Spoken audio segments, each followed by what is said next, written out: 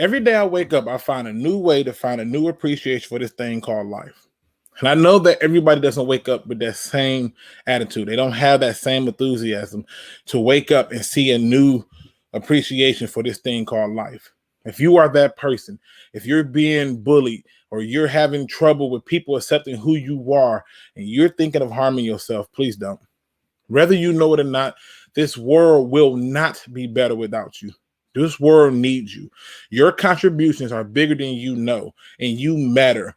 People truly care. If you are having any thoughts like this, rather than do something that I have to live with, something that your loved ones have to live with, please reach out and get help. Contact the National Suicide Prevention Lifeline at 1-800-273-8255. That's 1-800-273-8255. And if for some strange reason, I don't know, some odd reason, you just don't feel comfortable enough to make that phone call, then feel free to reach out to me on any of my social media feeds. And I just simply put a message. I need to talk. And I will make sure that I am there for you. I will make sure that I'm available, not forcing myself on you, but being available as you go through this journey. Because this is one war you do not have to fight alone. Now let's talk football.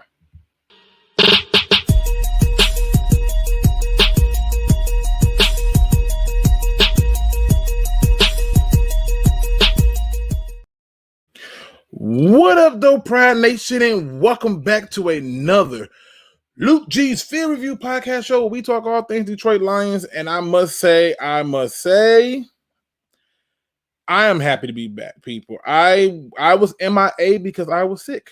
I just was sick. I was sick. Brother thought he had caught that. I'm gonna call it the illness. I don't need them blotting me out or anything, but I wasn't feeling well, and I'm feeling good now, and that's the most important part. Now, if you know anything about me, the thumbnail generally tell you what's going on. And if you are looking at this and you see that I'm going live to react to the Lions versus Bears with my man Quincy Bell from Quincy Bell Sports, it's because Quincy is a Bears fan. He does talk all sports, but he has a very unhealthy love for the Bears. And I'm not talking about the three little Bears. I'm not talking about Cubs. It's the Bears. My man Quincy, I think you're still muted, but what up, though, bro? Welcome to the show. Just FYI, we do love the Cubs around here too. Oh, my bad. No disrespect, people. My bad. He said we do love the Cubs around here. Yeah, I'm just listen. It just my man Mars Moon said Lions making you sick. Nah. I don't know what was going on with me, but it was enough to put me down and have me sitting there. So luckily I didn't have the illness, and it was something else, and I'm just happy that I feel better now. So obviously, people, here's what's on the docket today. Obviously, we're going to be talking about this Bears game. I am going to be showing clips periodically throughout the show from that game, just little things that stood out to me. We're going to talk about the overreactions of our head coach. We're going to talk about the overreactions and highly emotional statements about our rookie left tackle. We are going to be talking about a plethora of things from Jared Goff to decision-making and where you at emotionally. And obviously we're going to be talking about this game because it's not like we don't play the Bears again. We got to play them a second time. And so at that point, that's where Quincy comes in, because he's going to tell you the things that you need to know about the Bears. So, you know, we really got a lot to cover. Let me see who's in the building with me right now. We got Looney Tune in the building. We got Jack Frost, Steve Collins. He says, like LL say, don't call it a comeback. It's the return of LukeG's Field Review. I know. I love that. Forbidden Knowledge is in the building. One Funky Lions fan, one Pride 40. Jimbo G, John Bradshaw, Don Burr, B for real, my man JT Sports, who says Lions still winning 11 games. I don't know who he's asking that to, because I think that's a joke, right? Well, I had them winning between 7 to 9 games, and I said if they can come together quickly, they can get 10. But my prediction was 8 and 9, 9 and 8. That's my range, and yes, I still stick to 8 and 9, 9 and 8. We got my man's Mars Moon in the building. Jimbo G, Lion King, Friendly Neighborhood Lions fan, which is one of the cooler names. We got AF Frago. I hope I said that right. I probably did that. I always botch up people's names.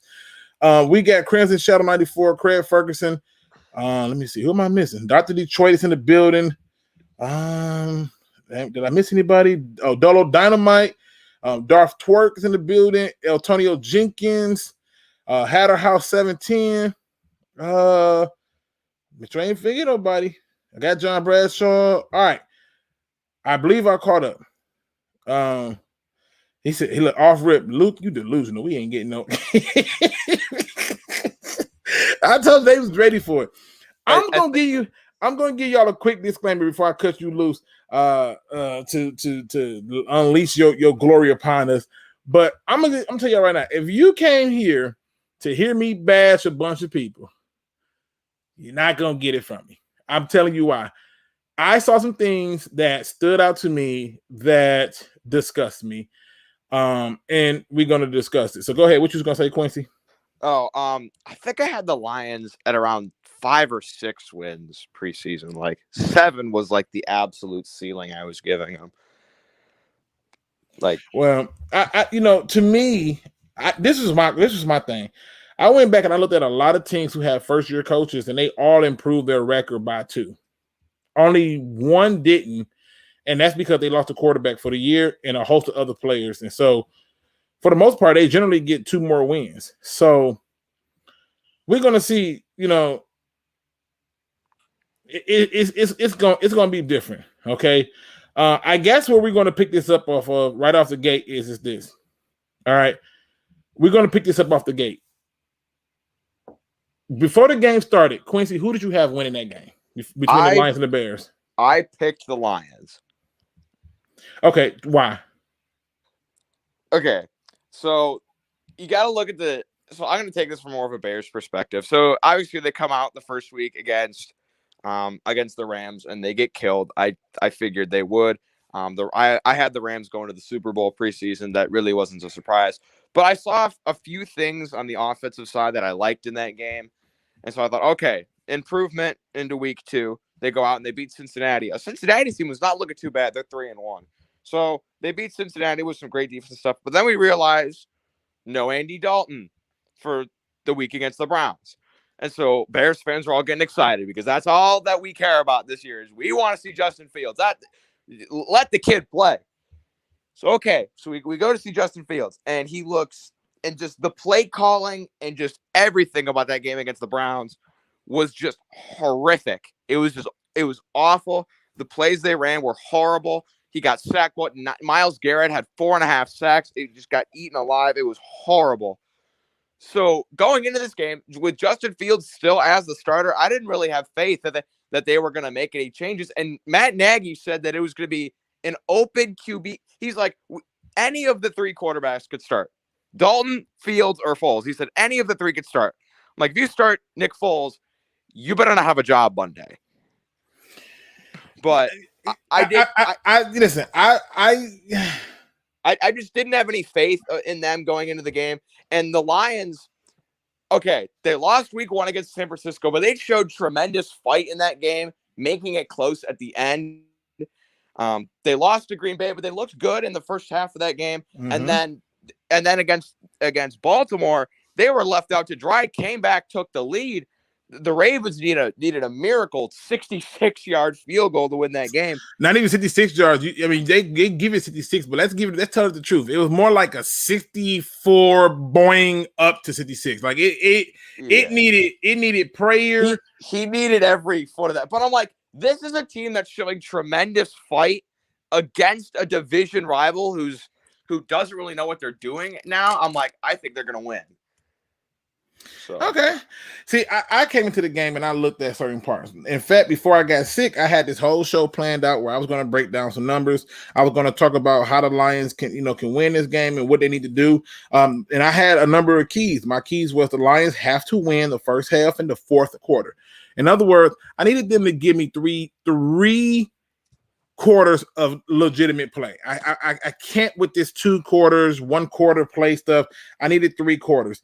Then they need to kill the run, because the one game that the Bears had won, they ran that thing to high heaven. And I said, well, you can't let them do that to you, because it's going to be a problem. I also said they needed to limit penalties.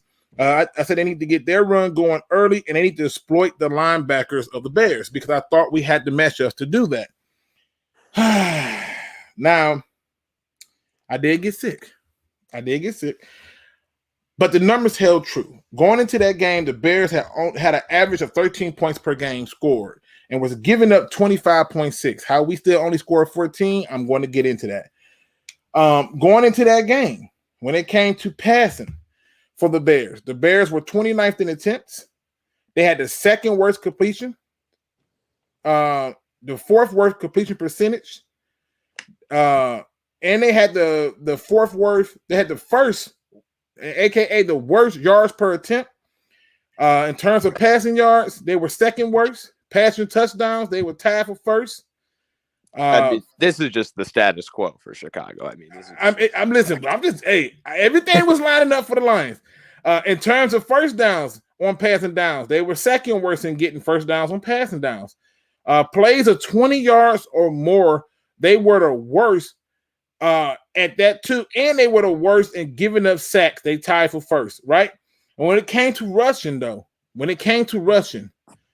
they were 14th in attempts, 13th in yards, and 20th in yards per carry. So that automatically told me we have to kill the run, because that one game they won, they did run it really well. And, I just looked at it and I said, okay, everything should work in their favor. And the game happened. Let me get myself set up for this cue, because I thought the Lions should have won this game and won it without incident. Now, Lion King makes a good point. He says, YouTubers blame it on the talent. Put players in position to make plays. They talk about our O-line was tough, and on fourth down and inches in this game, go into a shotgun formation 5 wide. And this is why I walked away from this game upset. There was nothing good about this game from no aspect. There wasn't nothing good about this game, offense, defense, special teams, or coaching.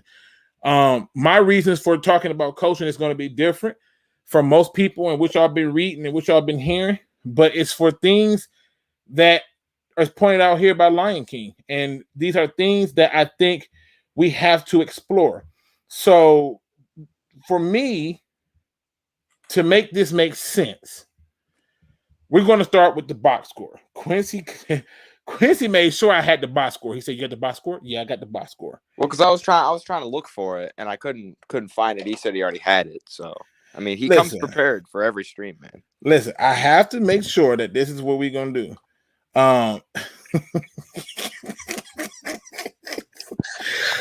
Jumbo G, boy, I tell you. Oh, he still got this. I don't even know about no catch up, bro. All right, let's look at this box score really quick. The first thing that stood out to me as a problem, off rip, starts right here with DeAndre Swift and his 8 carries. Now, Quincy, you told me that you were going against DeAndre Swift in your fantasy. My friend had him in fantasy, and I'm okay. Like, they're just not giving him the ball. I was ecstatic. I mean, this is great. It was great. It's especially if you're going against them. Now, here's the scary part. Most people see, 8 yards, 8 carries, 16 yards, 2 yards carry. Well, he wasn't doing well. Clearly, Jamal Williams was doing better. I'm calling bull on that. Okay, I'm calling bull on that. This is where I go to the coaching, and if you paid attention to me long enough, you know that I will shoot coaches a new one. Before I get to blaming players, were they put in a position to win? And there were some things where I did not see them being put in a position to win. I.e., ask yourself this question: who gives you more options in the offense, Jamal Williams or DeAndre Swift? What say you, Quincy? It's got to be Swift. I mean, clearly it has to be. His last name describes how he is as a player. I mean, come on. It's crazy to me. It's crazy to me. So you in the chat, we need your participation on this one. Who gives you the most options on that offense? Is it DeAndre Swift or Jamal Williams? Now, make no mistake, I love Jamal Williams. I have no problems with Jamal Williams. I really don't. But I want to know what y'all opinion is. Who gives you more options? I got one for Swift. I got two for Williams. Two for Swift. So I got 2 and 2 so far. If I count that, we got 3 for Swift. Well, me too, in my opinion. I'm 4, 5 for Swift, 6 for Swift. And so we got 6 to basically 3 at this point. Now I'm gonna tell you, for the people who said 6 to 4. For the people who said Jamal Williams, I'm not saying that you're wrong. I'm going to tell you why Swift gives you more options. I understand that Swift blocking ability is not where it's supposed to be. I'm not absolving him from there. However, when you put him in, you get more options in the pass game. You get more options in the run. He has the ability to take what Jamal Williams will make a 8-yard run. He can turn it into a 15, 20-yard run. He gives you more options in that regard. And when you're giving him 8 carries and you're having him split the carries erratically, how does he get into rhythm? How does he get any type of rhythm to get going? I mean, I think Swift has to be your main back. I mean, like with the Bears, I mean, they have David Montgomery obviously as their main running back, but I mean, Damian Williams had a great day on the ground. I mean, he had 8. The chat's blocking it. Oh, they 8 carries. 8 carries for 55 yards. I mean, you'll take that any day of the week. I mean, I feel like that's kind of how you got to use Jamal Williams. Like, put him in on 3rd down. Make him a 3rd down running back, because I feel like in the NFL, you have to have. It definitely helps a lot to have 2 competent running backs. That way, you're not just pounding it with one player.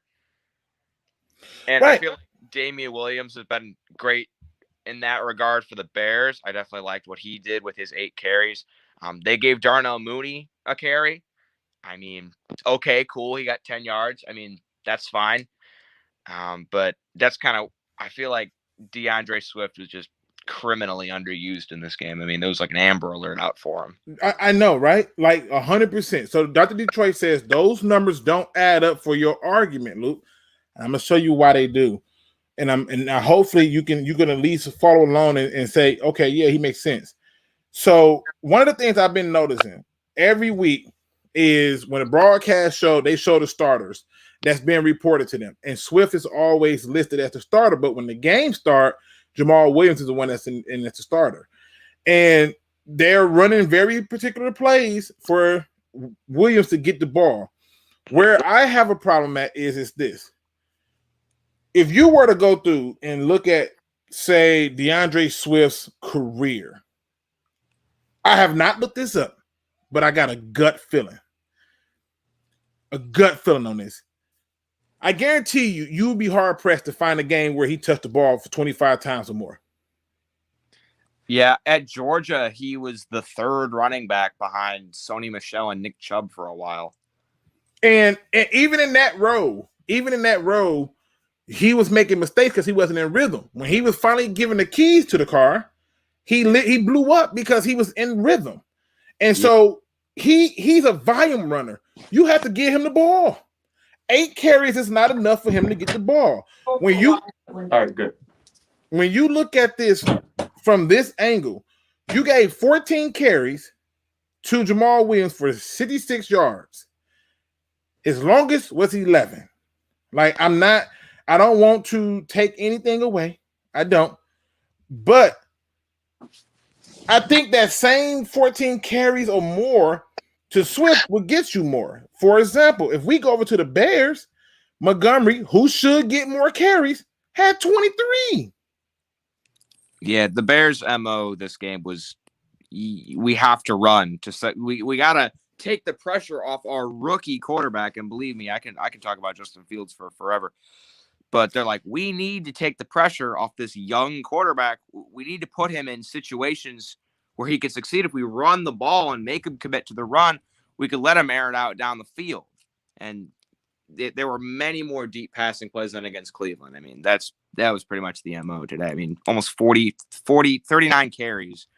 I mean, that's fine. Take out Justin Fields' carries. They still ran the ball 36 times. So 36. Like, how come we not getting that? One of the things that I thought the Lions were prepared to do was protect the quarterback. Run the damn ball hard, long, consistently, and let the quarterback manage the game. We're still leaning on the quarterback, who, in all fairness, has been underwhelming. He's been very underwhelming. If you look at this, 36 rushing attempts to 17 passing, you lose 24-14. So why is this a coaching issue? Because it's not just Swift. I'm sick and tired of seeing this linebacker rotation BS. I don't want to see it. I'm done. I am done with this. Either let Burns play or let freaking Reeves-Maybin play. But this whole swapping in and out as much as they doing is too much. Nobody can get into rhythm like that. Nobody can get it done. You got to have like a main guy and then switch him out on occasion, like on third down or something like that. Like the every other play routine, it just doesn't work. Like Burns. They say Mobby showed Burns getting pancaked by Bears number 71 on the first touchdown. That's not what I saw. For what I saw was a guy that got blocked into him, and then the defender came and mauled him down. I'm going to show you all that because we're going to get into that because I know that Quincy's only going to be with me for a short period of time. So what surprised you most, Quincy, from this game? Because you had the Lions winning, right? Yeah, I did. Honestly, I thought the Bears' offense would be way less effective than they were. I mean, they were. I'm not going to say great or elite because compared to a bunch of other teams, they're not. But compared to Chicago Bears standards, they did what they needed to do on the offensive side of the ball. And the Lions just, I just don't think they were prepared on defense. They really didn't look great in the first half. And the Lions, honestly, I think this game was a little bit closer than the final score says because the Lions made three really,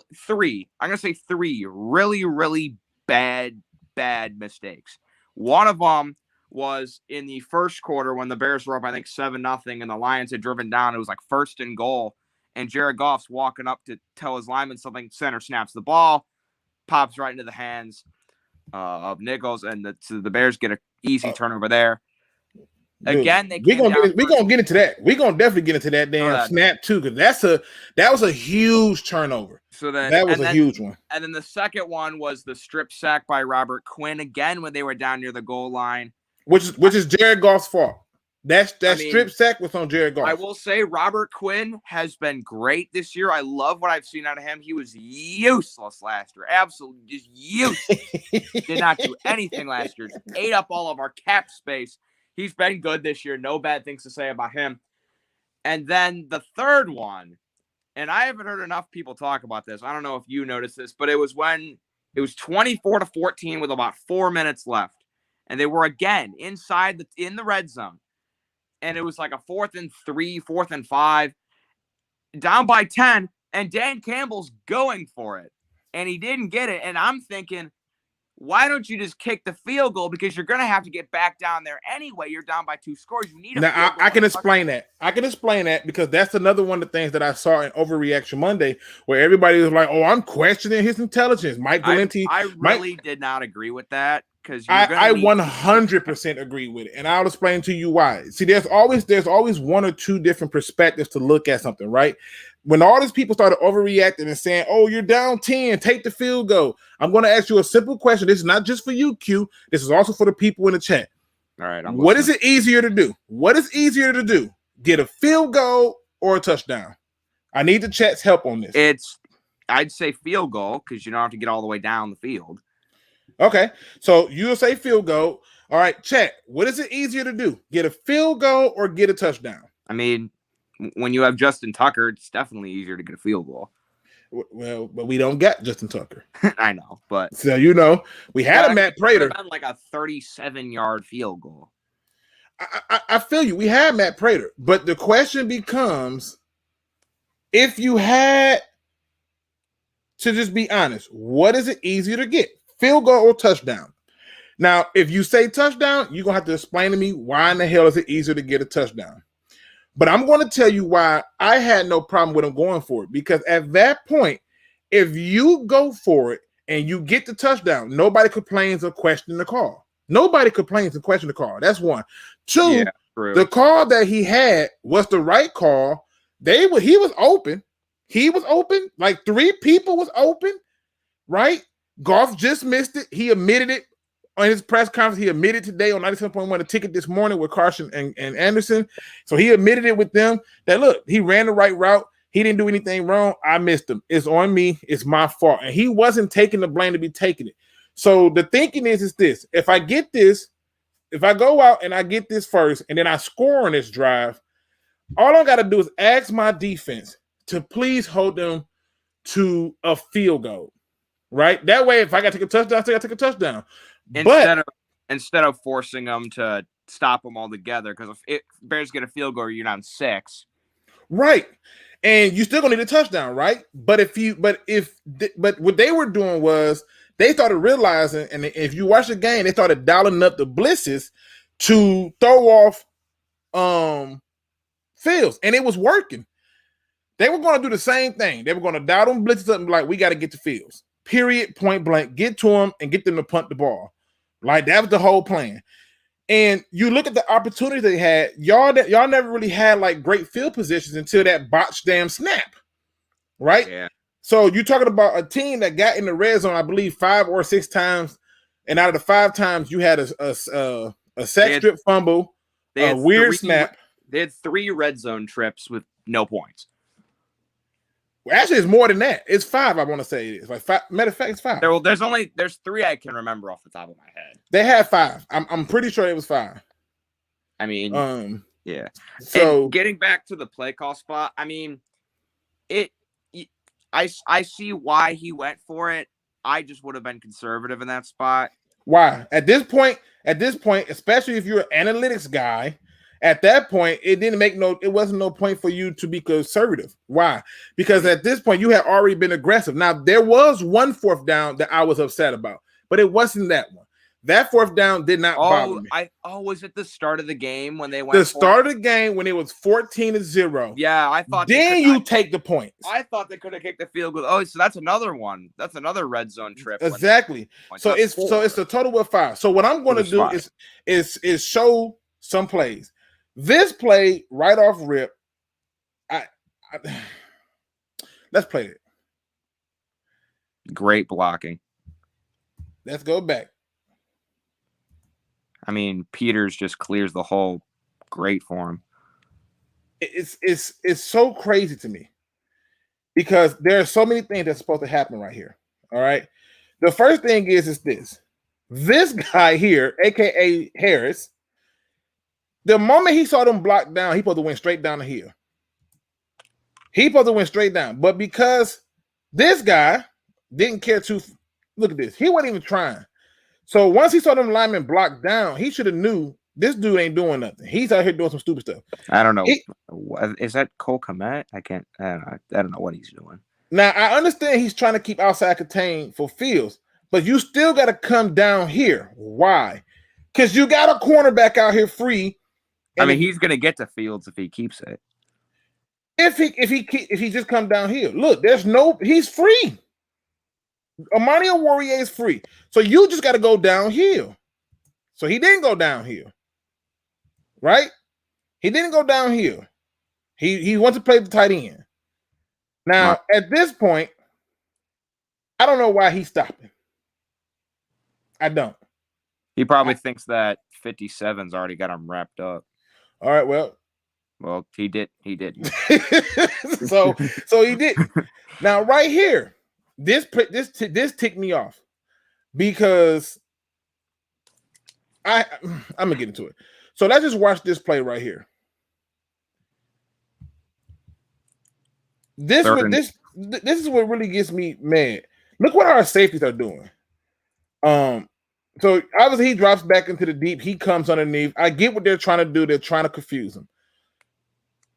You're in press position. Let's see if he put hands on him. Okay, now he should be riding him to the sideline. But watch what happens. He pulls off him. And this dude didn't even do a real. He just he had to push off for nothing. So I said, you know what? Still no big deal. He tried to go with the contain and just instead of pressing him all the way, it's just like I just got to keep him in front of the first down. But that's it. It's 4th and 1. You're just gonna go for it, and Montgomery's gonna get it. Now it's 4th and 1, and this comes down to AJ Parker. Again, if they block down, you just go down in line. Don't worry about it. Where were you going? Then he turns around and does this. They got to be the same height, bro. I'm just not buying that. Montgomery's not very tall, but watch this effort. It does not take. You cannot tackle David Montgomery like that. If you try to tackle him like that, I mean, he's gonna shake off you. I mean, it usually takes more than one person to get him down. He's a tough runner. I love him. So now that was 4th and 1. And I'm sitting here watching this game because I'm also going to talk about this drive, but I want y'all to pay attention to something else. Look who's playing linebacker on these plays. Look right here, Jalen Reeves-Maybin, which is another issue that I put on the coach. Why is it so damn hard to take Ellis Anzalone out? Why?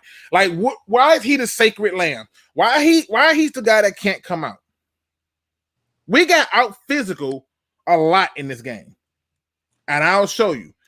So, Q. Yeah. Answer this to me. How does he get this goddamn open? I don't know. That was not a very good throw. I mean, great catch by Darnell Mooney, but that's just a broken down coverage. I have no idea. So I asked myself that same question, and then I saw this.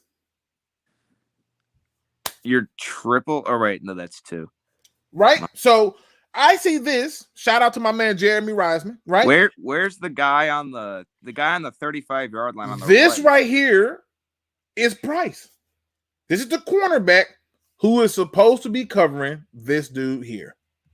I mean, Mooney runs some of the best routes in the NFL. I feel you, but just look at this. He's at least 10 yards away from him. 10.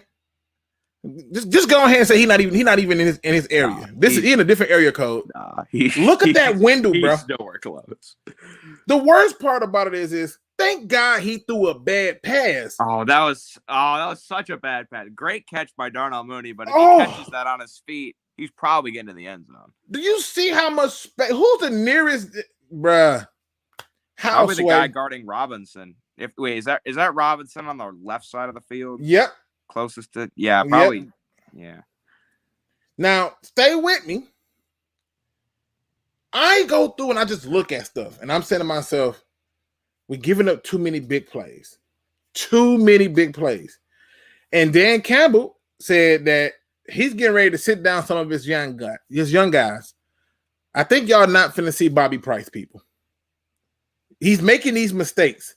I went back and I watched the film for that Ravens game on that 4th and 19. Oh, not that play. That's such a bad play. Bobby Price was the guy who was supposed to be covering it, and the safety was, in fact, Dean Marlowe. He was trying to come up to help save it, but it was too late. But Bobby Price was the one who was supposed to be the cornerback, and he was nowhere in that vicinity. So, people, I'm getting upset because now, as you saw earlier from, I believe it was Lion King, players are not being put in the position all the time. However, it took a bad pass to save you from some hardship. So let's go, take a gander, Q. Because I just, it's coaching decisions, right? It's about coaching decisions that makes me want to puke. I mean, I don't think anything infuriates me more when talent is just wasted by incompetence in coaching. Now watch this. 2nd and 6. Second. 2nd and 6. Okay. Mm-hmm. Toss. Big hole. You didn't see none of that, did you? Watch this. Watch this. Watch the ignorance of this. I had to slow this down because when I first saw it, I said to myself, we're just getting out muscled. So watch this cool play. Just watch the beauty of this. So he tried to chop block. It didn't work. I don't know what happened to Dog Daniels. He just died on the field. Oh my God. He is not. Yeah. Good. All right. Now let's just watch him. Y'all let me know when he get off this block. I mean, now mind you, he's waiting on it. And if I'm not mistaken, this is Montgomery, correct? That's 32. Yeah, that's David Montgomery. This is Jalen Reeves-Maybin being blocked on a run by Montgomery, the running back. Oh my! It's taking him for. Yeah, that's bad. Let's go back a little bit. Let's just go back. That's really first bad. things first. I say it all the time. Linebackers need to be attacking. Let's just watch. It's gonna happen. What's gonna happen? All right. That's my first problem. Here goes my second problem. This right here is Will Harris. This is Jason Peters. I was very disappointed in what I saw out of Jason Peters the first few games. He did look very good in this game, but against the Browns, I mean, he was awful. He still would have been awful if they followed the blueprint. But what the hell is our safety doing? Like, you couldn't run around this dude? Nope. Look at him get prepared for this ass whooping. Oh, my. Now, keep in mind, people, while all this is happening. That could have been a touchdown if he would have just kept going. While all of this is happening, he's going to trip over all this big body because he couldn't clearly see it. And he's still playing with David Montgomery. He's still on David Montgomery. Man, if he kept going, that's a touchdown. If he would have just jumped over the guy on the ground, he get a touchdown. All right. So out physical there. 2nd and 6. And they'll go another big play. So, I don't want to get banned, so I'm not going to be trying to I'm going to be going back and forth. Right here. This is the play that I think somebody said earlier that Mobby said he got pancaked by 71 or something like that. That's to my Burns. Here's Derek Barnes right here. Right? This is Derek Barnes. If you watch what really happened, look at dude right here. Look at this. How far does he get walked out? Look at this. He's they got already 3 guys on him. On one dude. And then what happens is as they come off the combo block, because now you got this dude into him. Now looks like he getting plowed over. We just got out muscled. Yeah, if you get out muscled by the Bears offensive line, that's bad. Which is another damn issue that I ran across that I'm trying to figure out how, Sway. This is Austin Bryant right here, people. He get dog walked into our linebackers. Come on, bro. If you get out muscled by the Bears offensive line, that's sad. I mean, I can't wait until the Bears get Tevin Jenkins from Oklahoma State and the Borum guy, the guy that got from Missouri. 2 great young offensive linemen. When they get here, I feel like the offensive line will be a lot better. But if you're getting manhandled by this version of the Bears offensive line, it's just not going to be a good day for you. Now, the issue I ran into, is I see things that people don't see. I saw him get dog walk and get blocked completely into the linebacker, making that combo block real easy. And Q, you brought up a very good point. It's not good when you're getting blocked by the Bears offensive line. The Bears' offensive line is bad. They're really bad. Literally. So when you what can I blitz hair? What the hell? He said you saw him get double team. Yes, I saw him get double team. You got I saw it right. I saw that. There's a thing. There's a technique called anchoring, where even if you're getting triple team, you don't have to get dog walk backwards like that. Their line ain't that damn. Quincy, you a Bears fan? Yes. You talk Bears football? I do. How good is your offensive line? One of the worst in the league. Would you say that the offensive line is like super good? Like, would you say it's like no? No, absolutely not. They're bad. Okay. They're really bad. Okay. All right. So at the end of the day, we really shouldn't be getting done like this. No, absolutely. Okay. Did they double and triple team other people from the team that they played this season? I mean, yeah. I mean, they tried to do it to Aaron Donald and Myles Garrett. And even then, it wasn't just them. They were, even if you do try to double and triple team Myles Garrett and Aaron Donald, there's someone else is going to be freed up. I mean, it wasn't just those two the whole time. Like, it's weird. Like, it's just weird. Like, the linebackers are supposed to have lanes to run to. Where is he supposed to run to? Yeah, I don't know. Don't make no sense. All right, so I'm sitting there and I'm like watching this game, and I'm starting to see little things like, it says, but you blame, boy, you clearly don't listen. I didn't blame the guy. I said, what you can't have happen is say that a guy got bullied when he's getting blocked into and the guy comes off the combo and then knocks him over. He's already got a guy blocked into him. You got to pay attention and listen, buddy.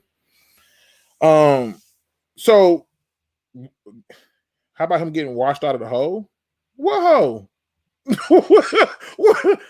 What? No, seriously. Maybe I'm confused. Quincy, did you see a hole? No.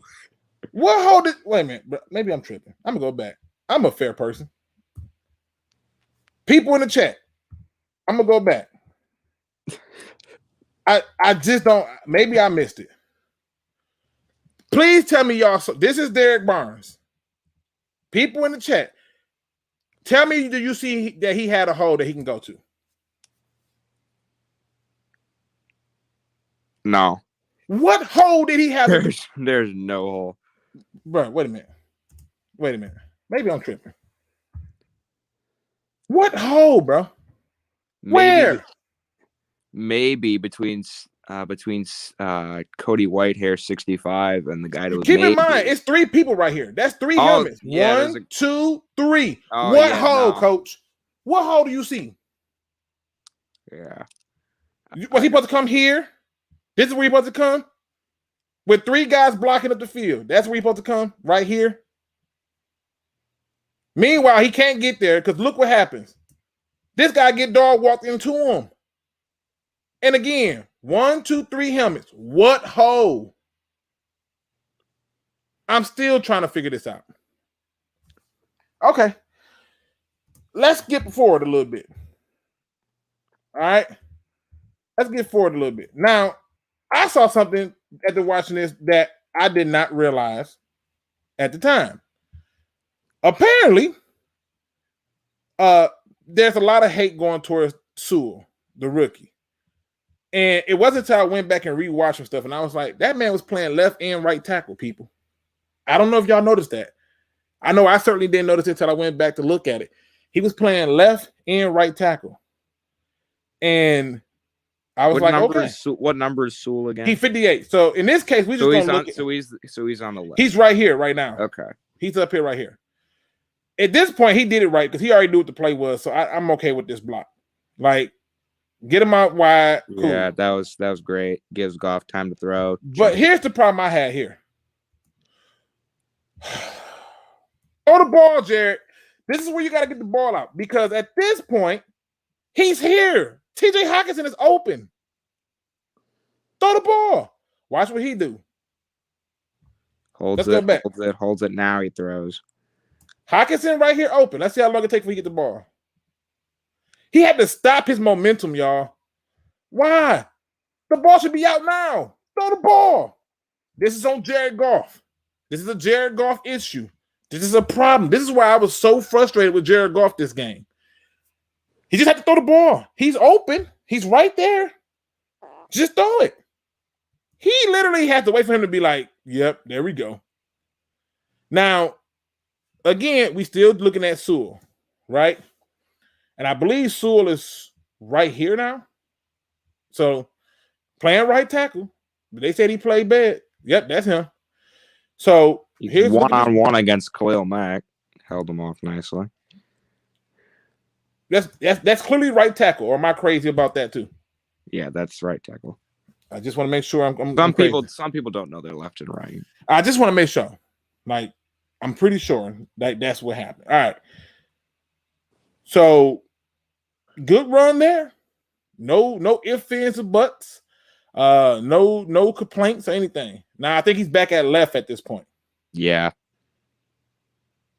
That's a good block. Steps up. Now, I want y'all to understand something. This is where Jared Goff did some really beautiful stuff because you have to now climb the pocket, right? And he did. He did. Got the ball out. Everything going good. Is that St. Brown? That's Cephas. That's Quinton Cephas.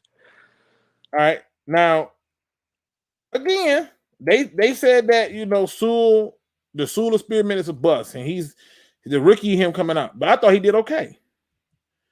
So again, that's what's his name? Robert Quin, right? I think so, yeah. 94, right? That's your guy, Robert Quin. Yes, right? that's Quin. Oh, also, love this graphic, y'all. Look at this graphic. We were 80% pass to 20% run. What? I feel like that was because teams are like, especially the Rams, were really able to air it out against the Bears because their secondary is really not great. So I guess that's what they were trying to do, but well, the news say our media is saying that Sewell played bad this game. Like, I should see it. The only thing you could maybe, I don't know, Sewell didn't look that bad. Now that should have been picked off. I thought it was a pick, but I think he dropped it, or they called it hit the ground, and then they said something somebody hit his head or something. As he came down with it, it hit the ground. Well, that's fine. Dion, I'm not a fan of Dion Bush. He dropped it. There you go. All right, so he's Dion Bush. Quick little rant here. Dion Bush is not a great player. I am not. He's Will Harris. He's like, okay, he here. Like Dion Bush. I mean, if he wasn't a Bear tomorrow, I wouldn't have a problem. You say you wouldn't even care. I'm not a Dion Bush fan. Now here we are in the red zone again. This is an opportunity that I really thought we were going to win, and this is where I blame coaching. It's 1st and goal. You are in shotgun. Just run the ball. Just get closer. You could run it 4 times and probably get in there. I mean, seriously, just run the ball. Now, it's something weird about this play because when the ball is snapped, TJ Hockenson, who's right here, he takes off and run his route. All the linemen go into blocking. None of the receivers move. He moved once he realized some stuff went down. So this is just 100% miscommunication. I mean, on that point, is Hockenson the only guy on the field that knows what's going on? The only people that moved was the offensive line during the snap and Hockenson. And then these guys, the receivers over here on the trips, they didn't do anything. They were just looking like, oh, he moved because he realized something was going on and he was trying to, check the play or change the way. But watch what happens. Frank Ragnow messed up. And it's a miscommunication by a lot of people. So communication is really see. Look, that's just ball snap, and TJ took off. Like the line is up blocking. Like Sewell blocking. The receivers did nothing. They stayed still. So I don't know. It was just a miscommunication here. Weird play. It maybe could have been a screen. I don't know. That's just a disaster of a play. It was just, to me, it was just a disaster. I don't know if you're just going to swing it out to St. Brown and just have the other 2 block. I don't know. This is just a disaster. This was like that the Peyton Manning play in the Super Bowl where he was walking up to the line and the center to snap the ball. Right. like I don't know what the hell was going on. All I know is there was a huge lack. It was a huge lack of what's the word I want to use? I think communication is it's so key in football compared to pretty much any other sport. Because, like, if you just look at other sports, baseball, you really don't need that much communication at all. It's mostly just a series of one-on-ones.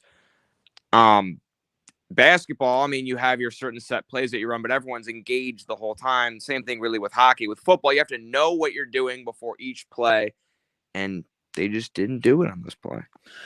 And I also noticed something else that the Bears did that I thought led to the Lions' demise, and it was something that I don't think people realize. The Bears on first down was like chunk playing the hell out of the Lions. Oh yeah, I noticed that too. I mean, and you're getting a lot of second and shorts or just another first down. And you know what's funny though, Q? You know what's funny? I sat up there at the beginning of the season when the draft came around, and I said the number one position of need that we need is not receiver, it's not quarterback. You could find receivers. Clearly you could find receivers. Amon-Ra St. Brown is a great player. I think he had 4 touchdowns and a quarter at USC. But they're not there. This is another issue that I'm running into. When talking about this team. You go through and you look at this team, and I told people the number one issue that we had was safety. I told people this. I said, even though our number one need is safety, you're picking in the top 5. You cannot take a safety that high at that point because there's no safety. There's not a Troy Polamalu or Ed Reed for you to take that high. You got to take the offensive lineman. And then I was screaming, for a safety in the second one. I'm like, give me a safety or linebacker because we need a safety really freaking bad. They took the D tackle. I was a little perplexed. And then I started watching some more film. I did like certain D tackles more than him. I'm not going to lie. I liked a few D tackles better than Levi. But I still walked away, and I'm like, we need to get a safety. Because I knew that safety was a problem for us and that that was going to be a weak point. Because if I noticed that with all the best defenses, they have one stud on all 3 levels. One on the D-line, one in the linebacking core, one at safety. I mean, that's what the Bears got. You've got Roquan Smith, Khalil Mack, Eddie Jackson. Well, yeah, it works. it works. It's a formula that has been happening for years. I went back to every good defense, and I was like, damn it, they had a stud on all 3 phases. like who was the best defense last year? The best? Who was the best? Who had like a really good defense last year?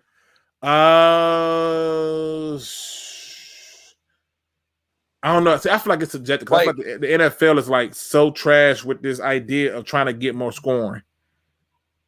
Yeah, I mean, like it seems so. Oh, the offensive innovation is so. Yeah. Like it's so weird. Like they want more scoring. But I was screaming. It says every safety in the NFL is a free agent next year. Thank God. We need 2 of them. I don't have a problem with Walker, but Walker needs a compliment. He in and of himself is not going to be able to hold it down. He needs a compliment. But this is where I get mad at coaching because we don't have to have this problem. We don't. Oh, this is another thing. Super Saiyan break up another good point. He said, stop with this. Field should be our quarterback. I heard on 97.1 the ticket, they was talking about how the Lions should have took Justin Herbert over Okudah. I said, no, we're not going to do that because the media kept pumping out that they wanted Tua. All I kept hearing for the Lions was Tua. I mean, hindsight is 2020. It is, but now they're trying to act like they was always calling for Herb. The only person, and I would give this guy his props every single day of the year because he's the only person who was screaming that he really was like, look, the Lions need to take this guy. No ifs, and that's Micro Mike. Nobody else talking about no damn Justin Herbert. No, they was all Tua, Okudah, Derek Williams, the D tackle from Auburn, Them was the three names I heard all the time. Derek Brown, the defensive. Derek Brown, that's his name. Nobody was talking about no damn Herbert. They wasn't. We didn't have that. And I kept telling people our biggest thing was we need a damn safety. But I knew we were going to take a tackle, and we did. Q, you got 5 more minutes. I know you got to bounce at 6. Yeah, give me a few more things. Give me a few more things that stood out to you from this game. That for you you was like shocked that your team did, okay. So I was shocked by how much they used the. I mean, it's football 101. Use the run to set up the pass. I was surprised of how effective it worked. I mean, it was great. Fields was able to fling the ball all over the place, and then they go, "All right, Matt Nagy, what changed in your play calling that allowed Fields to, look like he knows how to play football?" He goes, "Oh, I didn't call the plays, but Bill Lazor called the plays." So I was just like, I'm like, I really thought he was coming around, but no, Bill Lazor. I mean, so I'm assuming he'll call plays next week. I'm pretty sure they said if Andy Dalton's healthy, he'll start. I might run through my wall. Listen, the game was set up for the Lions to win. They got out-muscled in the first half, and there was, like I said, it was only one play. Here's one thing that I will give you one thing that concerned me. The Bears got a little conservative in the second half. There was a point where I thought they might blow the game. I mean, in the second half, they went into like this weird sort of, I guess, just prevent defense where they just it was a 7-yard pass, 7-yard pass, 7-yard pass, and I was just getting a little concerned. I'm like, why aren't we doing what we've been doing the whole game? So, yeah, I mean, it's weird because, like I said, now FYI, Q gonna be the one to leave out. Q, his channel is linked in the description. It's Quincy Bell Sports. Obviously, you're gonna get Chicago stuff, but you're gonna get stuff about fantasy football. You're gonna get stuff about baseball. You're gonna get stuff about basketball. There might be a stream tonight for the AL wild card between the Yankees or Red Sox. See what I'm saying? I can't guarantee that, but it might be in the cards.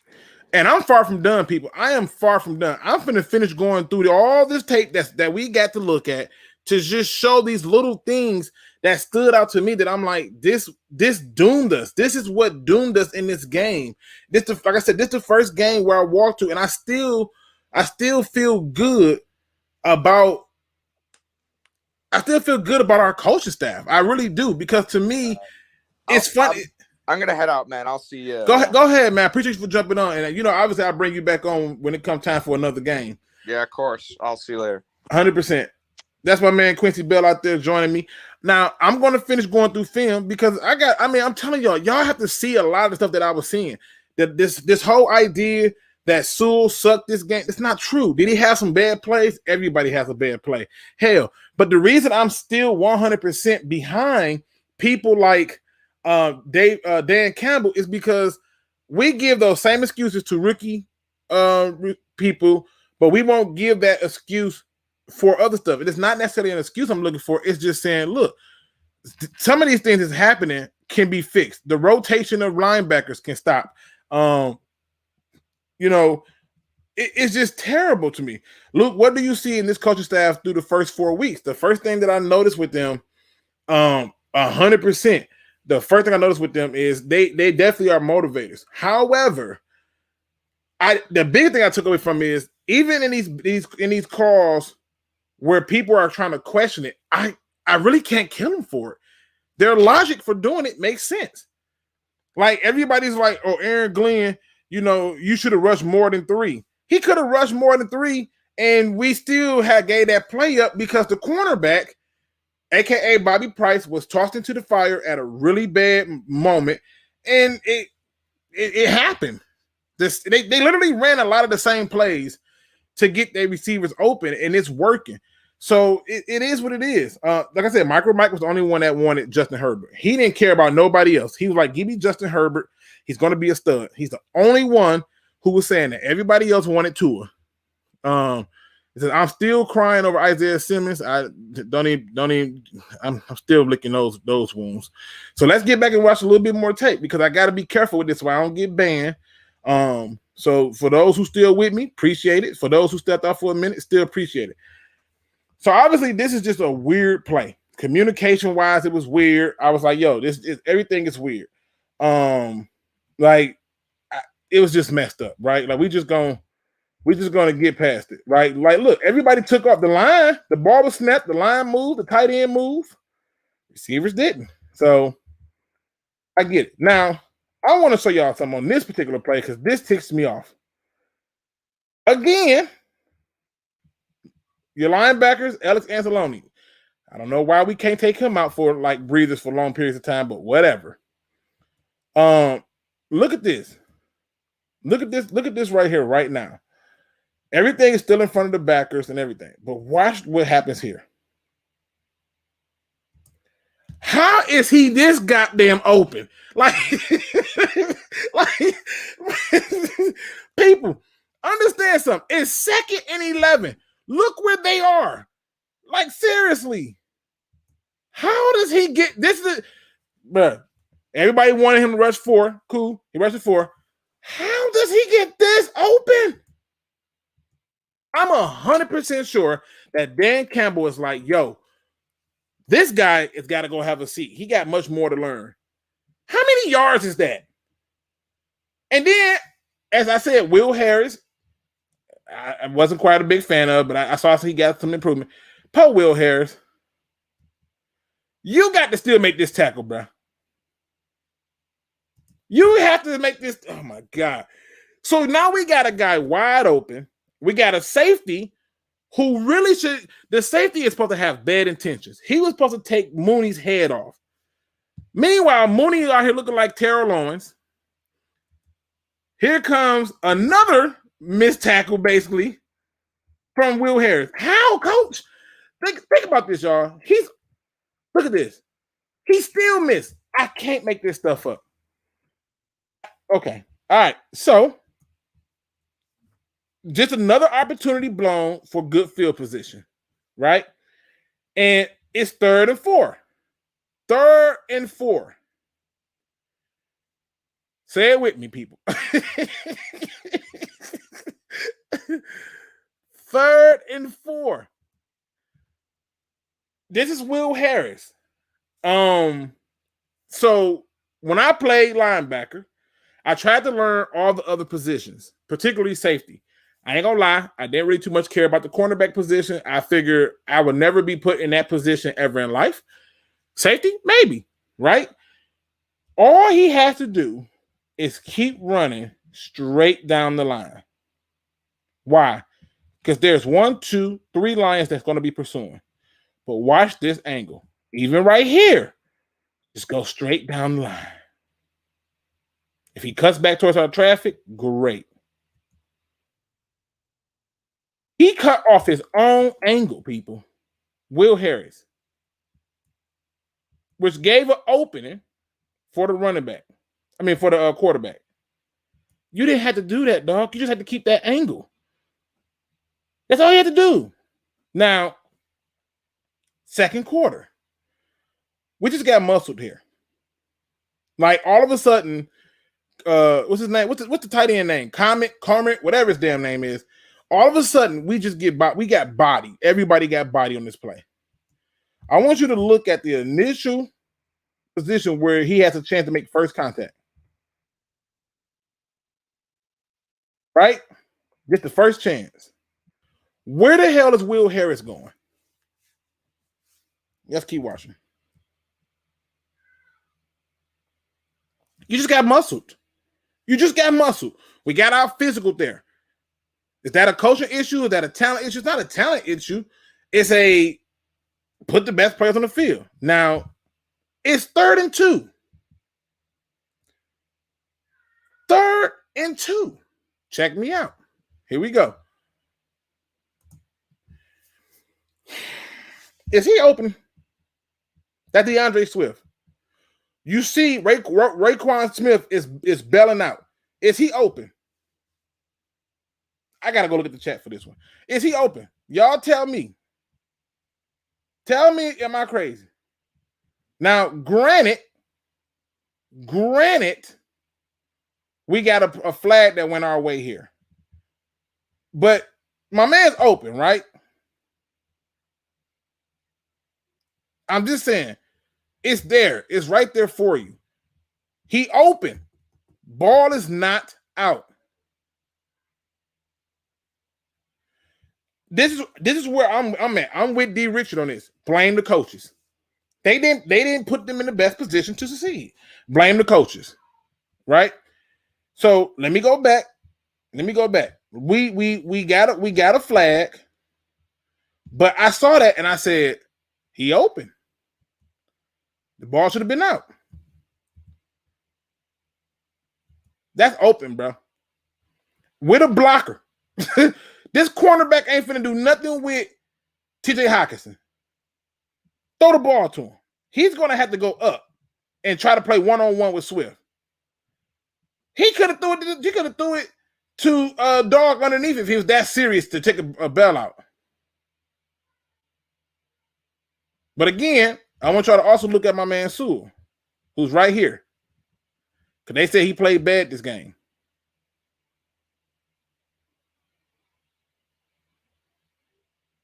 We got a penalty. Great. Now we get a penalty. It's 1st and 10. Here goes Sewell. Here goes Robert Quin. 1st and 10. Some of y'all be missing the beauty of some things. I just don't understand how we always just go with certain narratives and stuff.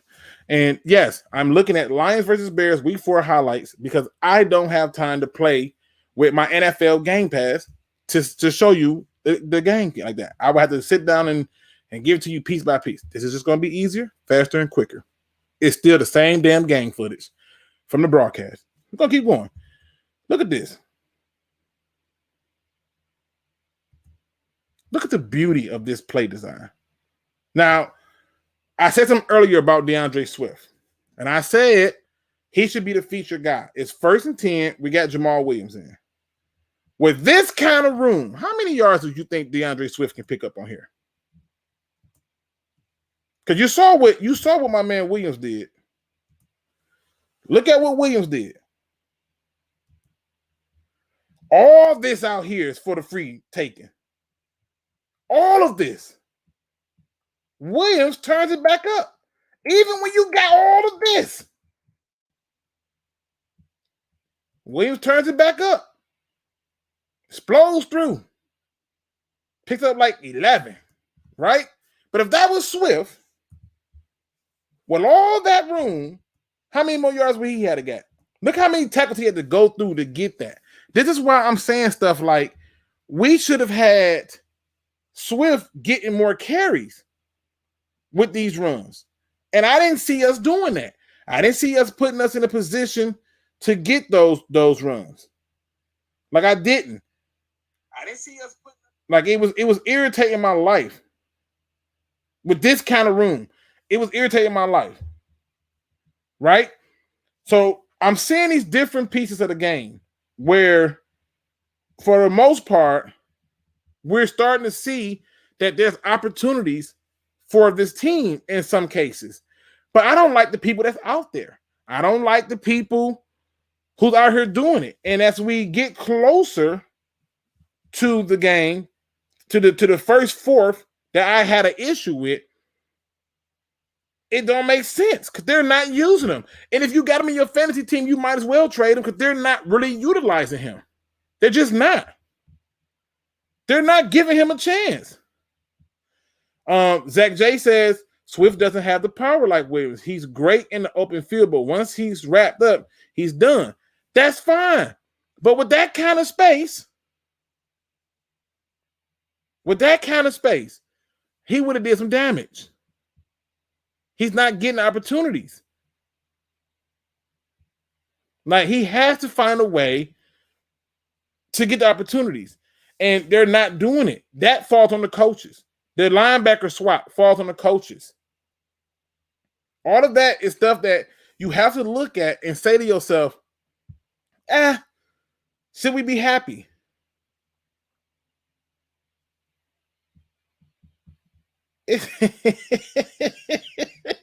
Luke, I'm surprised you ain't faded off of your own hopium. I'm a football fan, right? Like before I became a Lions fan, I'm a fan of football first. You have to be able to just see it for what it is. Jamal Williams was getting yards on the ground. Swift couldn't get loose when he was getting the ball. He couldn't get loose because they were calling plays that was designed for Jamal Williams. You got to get – where were the screen plays at for Swift? Where were the draw plays at for Swift? Where were the toss plays at for Swift? The stretch plays for Swift? Where were those plays at? And I'm not saying that it has to be that way, but it's not just that. Even when I look at Jared Goff, I realized something about Jared Goff, which is with Amon-Ra St. Brown, why is Amon-Ra St. Brown not his first read? How often is Amon-Ra St. Brown his first read? Because Jared Goff is going to go to his first read no matter what. No ifs, ands, and buts about it. He's going to go to his first read. Why is he not the first? Why is he not the first read? They have very particular plays set up to where the first read are certain people, and Jared Goff is locking in on that first read. So why not sit there and start talking about the other guys being the reason? That's what falls on coaching for me. That's what it is. And that's the problem. You're not getting those plays. And it's not just,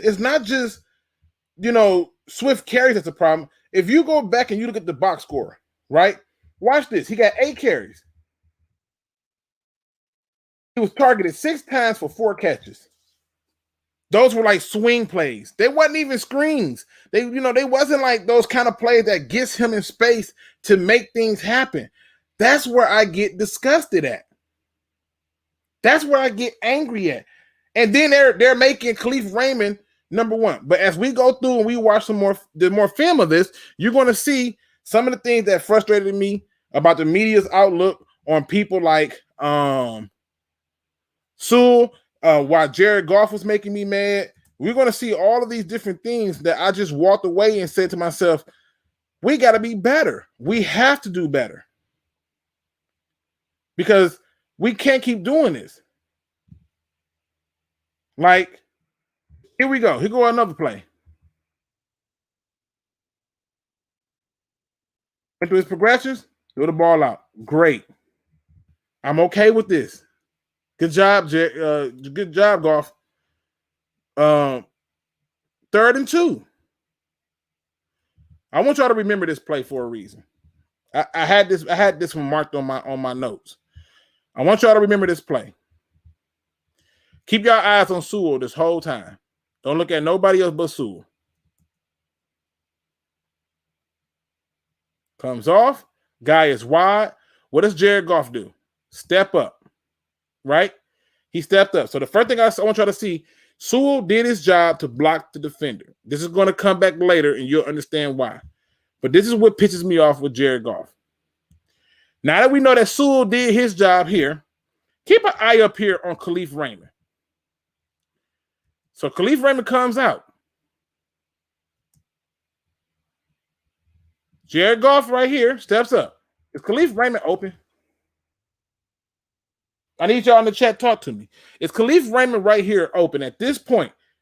If Jared Goff steps out, he can literally stop and throw the ball here. Literally. Is Khalif Raymond not open?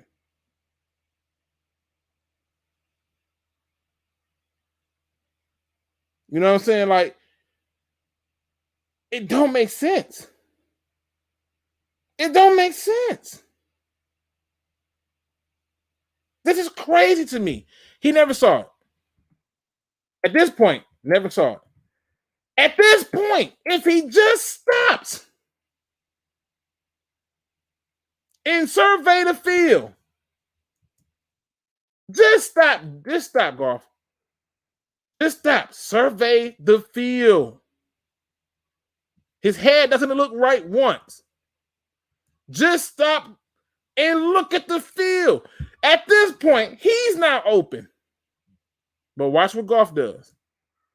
If you was going to do all of this, bro, if you was going to do all of this, and I want you to understand something. Let's stop right here. Y'all notice that the safety is right here? Just think about this. Who in the hell at this point is catching Khalif Raymond? This I can't make this stuff up. Who is catching Khalif Raymond at this point? Like, I just walked away from this game seeing so many things where I'm like, we're shooting ourselves in the foot.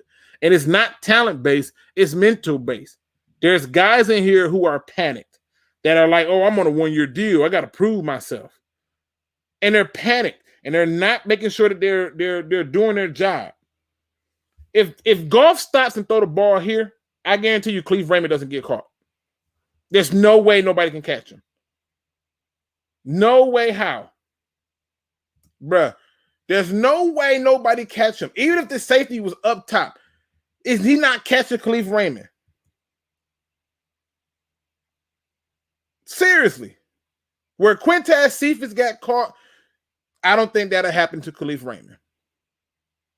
Now, it's the fourth down. This is the fourth one on this.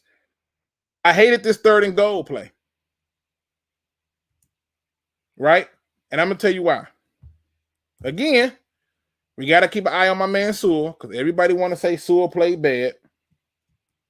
And I hated this 3rd down play right here. Boom. At this point, you might as well get a ball to Swift. Right? But watch what he do. What was that, coach?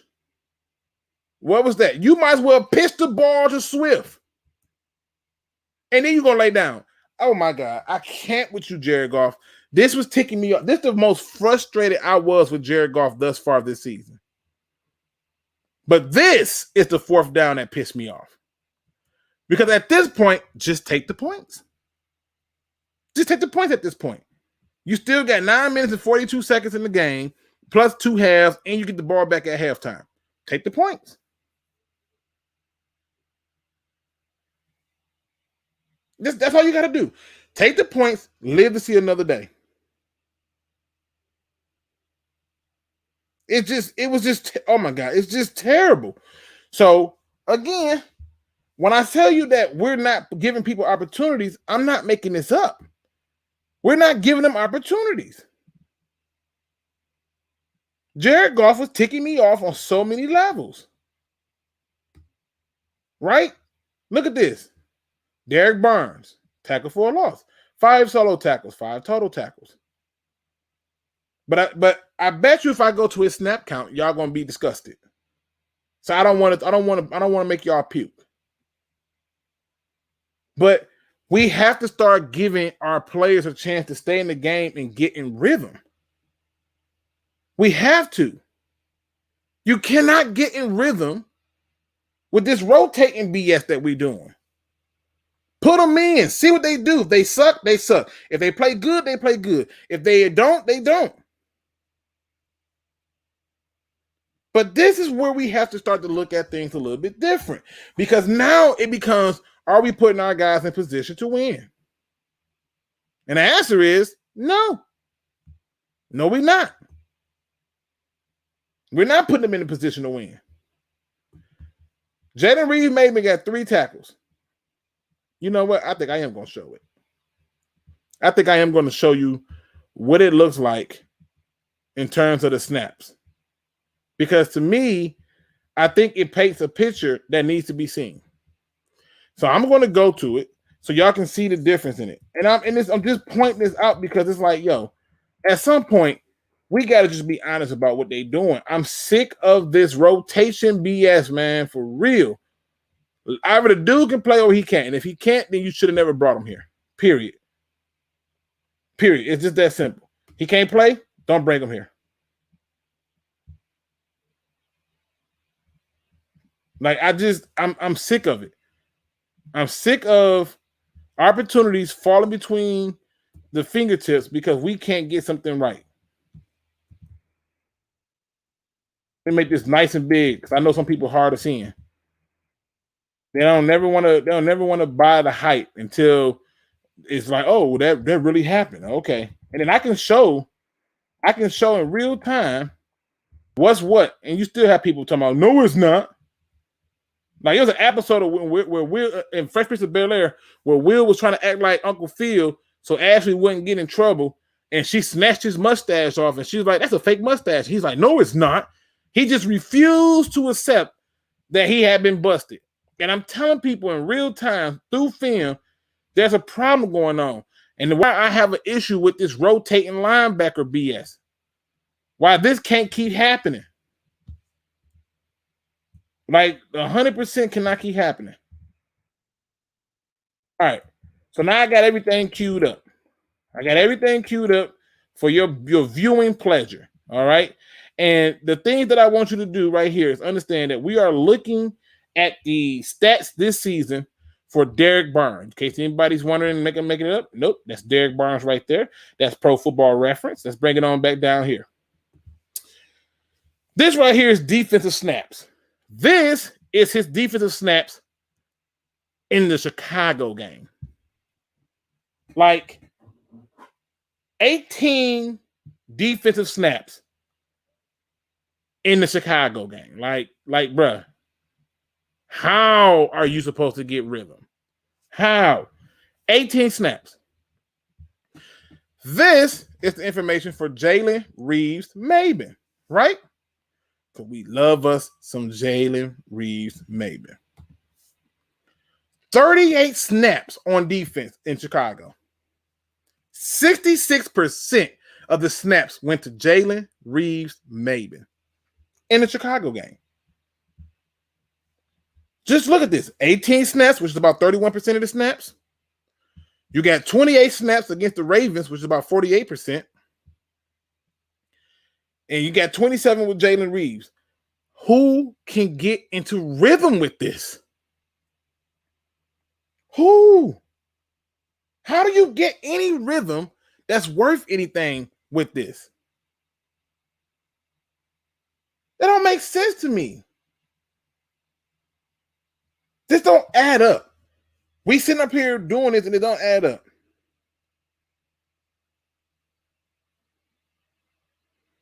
He says, so you blaming it on talent? Nope. I'm blaming it on the coach's inability to let the players play. How does Jalen Reeves-Maybin play 38 snaps, 66% of the snaps on defense, and come out with 2 tackles? Meanwhile, Derek Barnes play 18 snaps and gets 5 tackles. One of them a tackle for a loss. How, Sway? Yet he can't stay in for long periods of time. He can't get 38 more snaps? Come on, man. Come on. But you don't have no problem letting him ride and live his life on special teams. We got to stop with this. We got to stop with this. So now let's switch it up one more time for the one time. Let's go back to the beauty of watching the game. So why I have a problem with this play? You got to take the field goal here. Why? There was nobody open on this play. Like nobody. And one of the things I look at, if you call this play, somebody needs to be open. There was no first down for you to be gained on this play. There was no opportunity for you to do anything other than get the ball in the end zone. Let's watch what happens on this play. So now, at this point, you call this play, and Frank Ragnow not in. But watch this.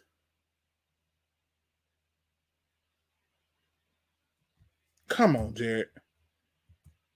Come on, Jared. There was nothing in here that was open. Oh, by the way, out here, it's the damn fullback. You think they worried about him?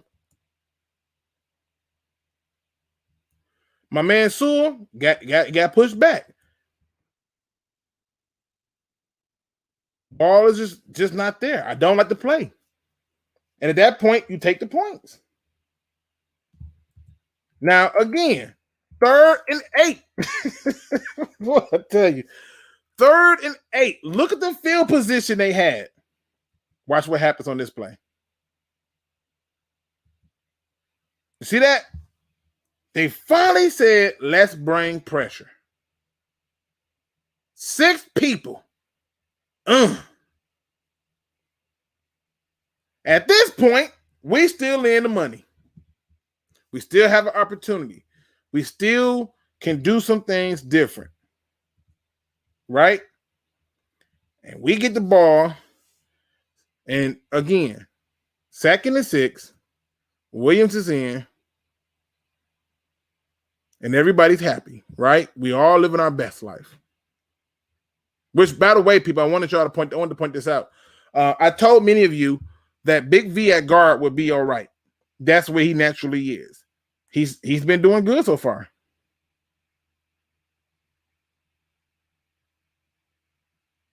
Says Don Burr says, Luke G, face it, brother. You will be breaking down losses more and more. Excuses are excuses, but we told you, Jimbo, from day one, all the 9-win, 10-win talk was reaching. Okay. And if they go around and they win nine games down the stretch, are you going to be able to come back and be like, and say that not only I wasn't reaching, but you was reaching? Or, I mean, how did that work? If you can feel confident in your view, but the reality is this. The games that they lost, like, this is a real question. I can't make this up. Who has really beaten the Lions in these last 4 games? Seriously. And I'm not saying that like, oh, they lost all 4 games. But seriously, who has really just went in there and beat the Lions? The Lions are beating themselves. It's not like somebody just showed up, said, I'm here, hear me roar. The Lions are shooting themselves in the foot consistently.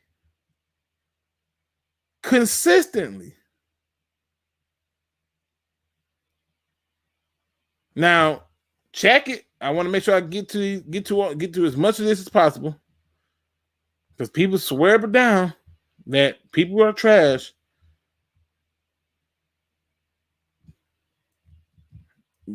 This right here really ticked me off. I'm gonna tell you why this ticked me off. So he's going to deliver the ball, and the ball gets tipped.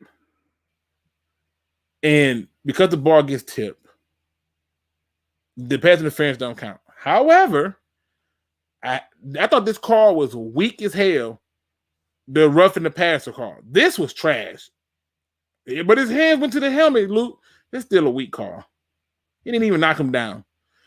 Now it's 3rd and 1. It's 3rd and 1.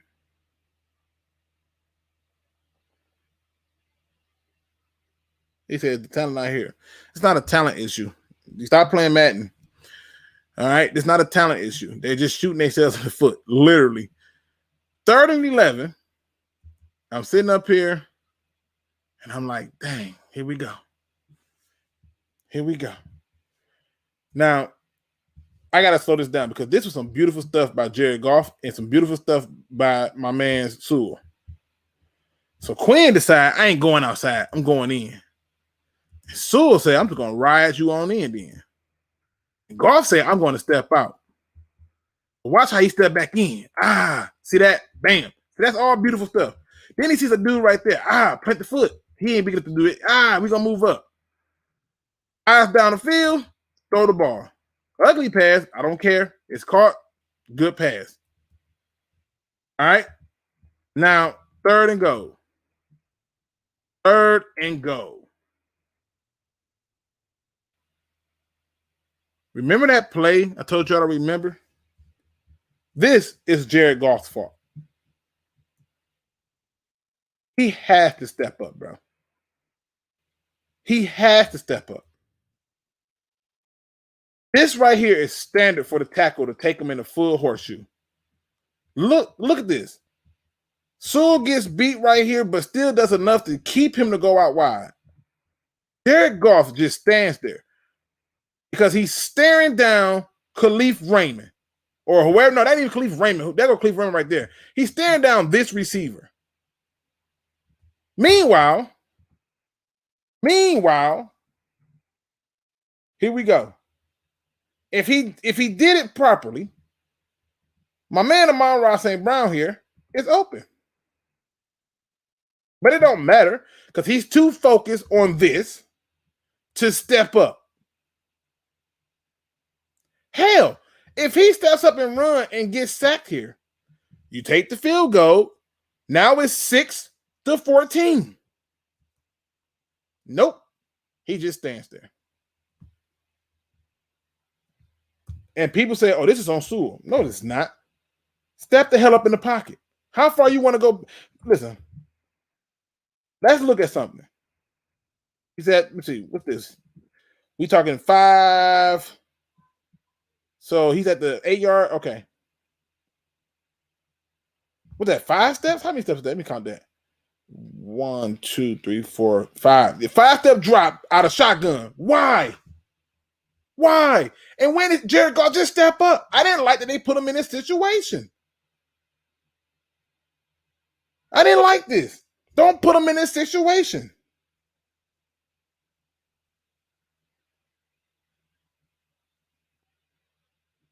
That's all it is. Don't put him in this situation.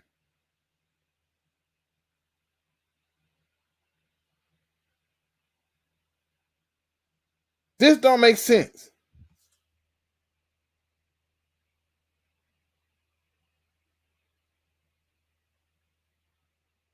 All right? So, stay with me. At this point, I'm irritated. I'm irritated at the play calling. I'm irritated at the decision making. I'm irritated at everything. This whole game, you've been stepping up. You're just going to stand there. Who were you trying to throw the ball to for real? He was trying to put the ball right here. That's how locked in he was on this dude. Meanwhile, he's just sitting here in the end zone. Throw the ball towards the ground. He catches it and lay down. These are small things, man. Small things. And even after all of that,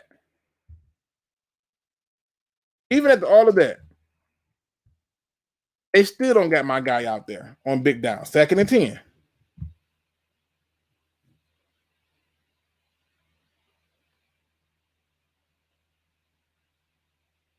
How? Come on, bro. Duh. Price had a rough day. God.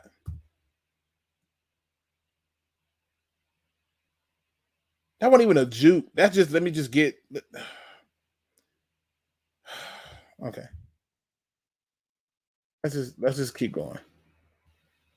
Wide open. It's another wide open play. I'm just trying to get through some of the BS that is this game. There's just so many things that's wrong here. Now you get the tip pass for the interception. And again, it's a minute and what? 3 seconds? 1 second? All right. It's 3rd and 9. 3rd and 9. You got to hit that, Goff. Clean pocket. You got to hit that. Look at this ball, man. Look at this ball. That's a spiral. You got to hit this. This dude is open.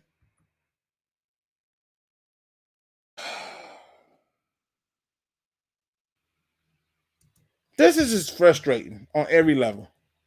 This is something that I just walked out of this game just mad because I didn't like that the position that they did. We supposed to have been running the ball to death in this game. Now, I want to show y'all something else. Remember earlier, this same play happened and Goff just stood there. Now he can step up. Shocking. But again, you got to step out and get to your left because now you're throwing it in this ball. Look at the spiral on this ball. Like, this is not it. This is not it. This is not how this works. This is not how you win games. And then what happened? 3rd quarter comes. At some point, somebody going to want to get down there. Bruh, what is this? And wrap up tackles. I don't get it. They shoot themselves in the foot. That's the problem, man. That's the problem. So, like I said, I'm trying to find one more play if I can find it. I'm trying to see if I can find it. It's just, God, it was so frustrating. It was so freaking frustrating to see some of this stuff. Bobby Price had a real rough day. A real rough day. I remember everything King gave him props too. He was like, "Yo, that boy a beast. He a dog. He got some dog in him." He just had a rough outing. Like, it didn't go over well at all. But I think this might be the drive. But now we're down 21-0. I think this is the one we scored on. I'm pretty sure this is the one we scored on. All right, so here we go. Moving the ball. It's all looking good. 3rd and 9.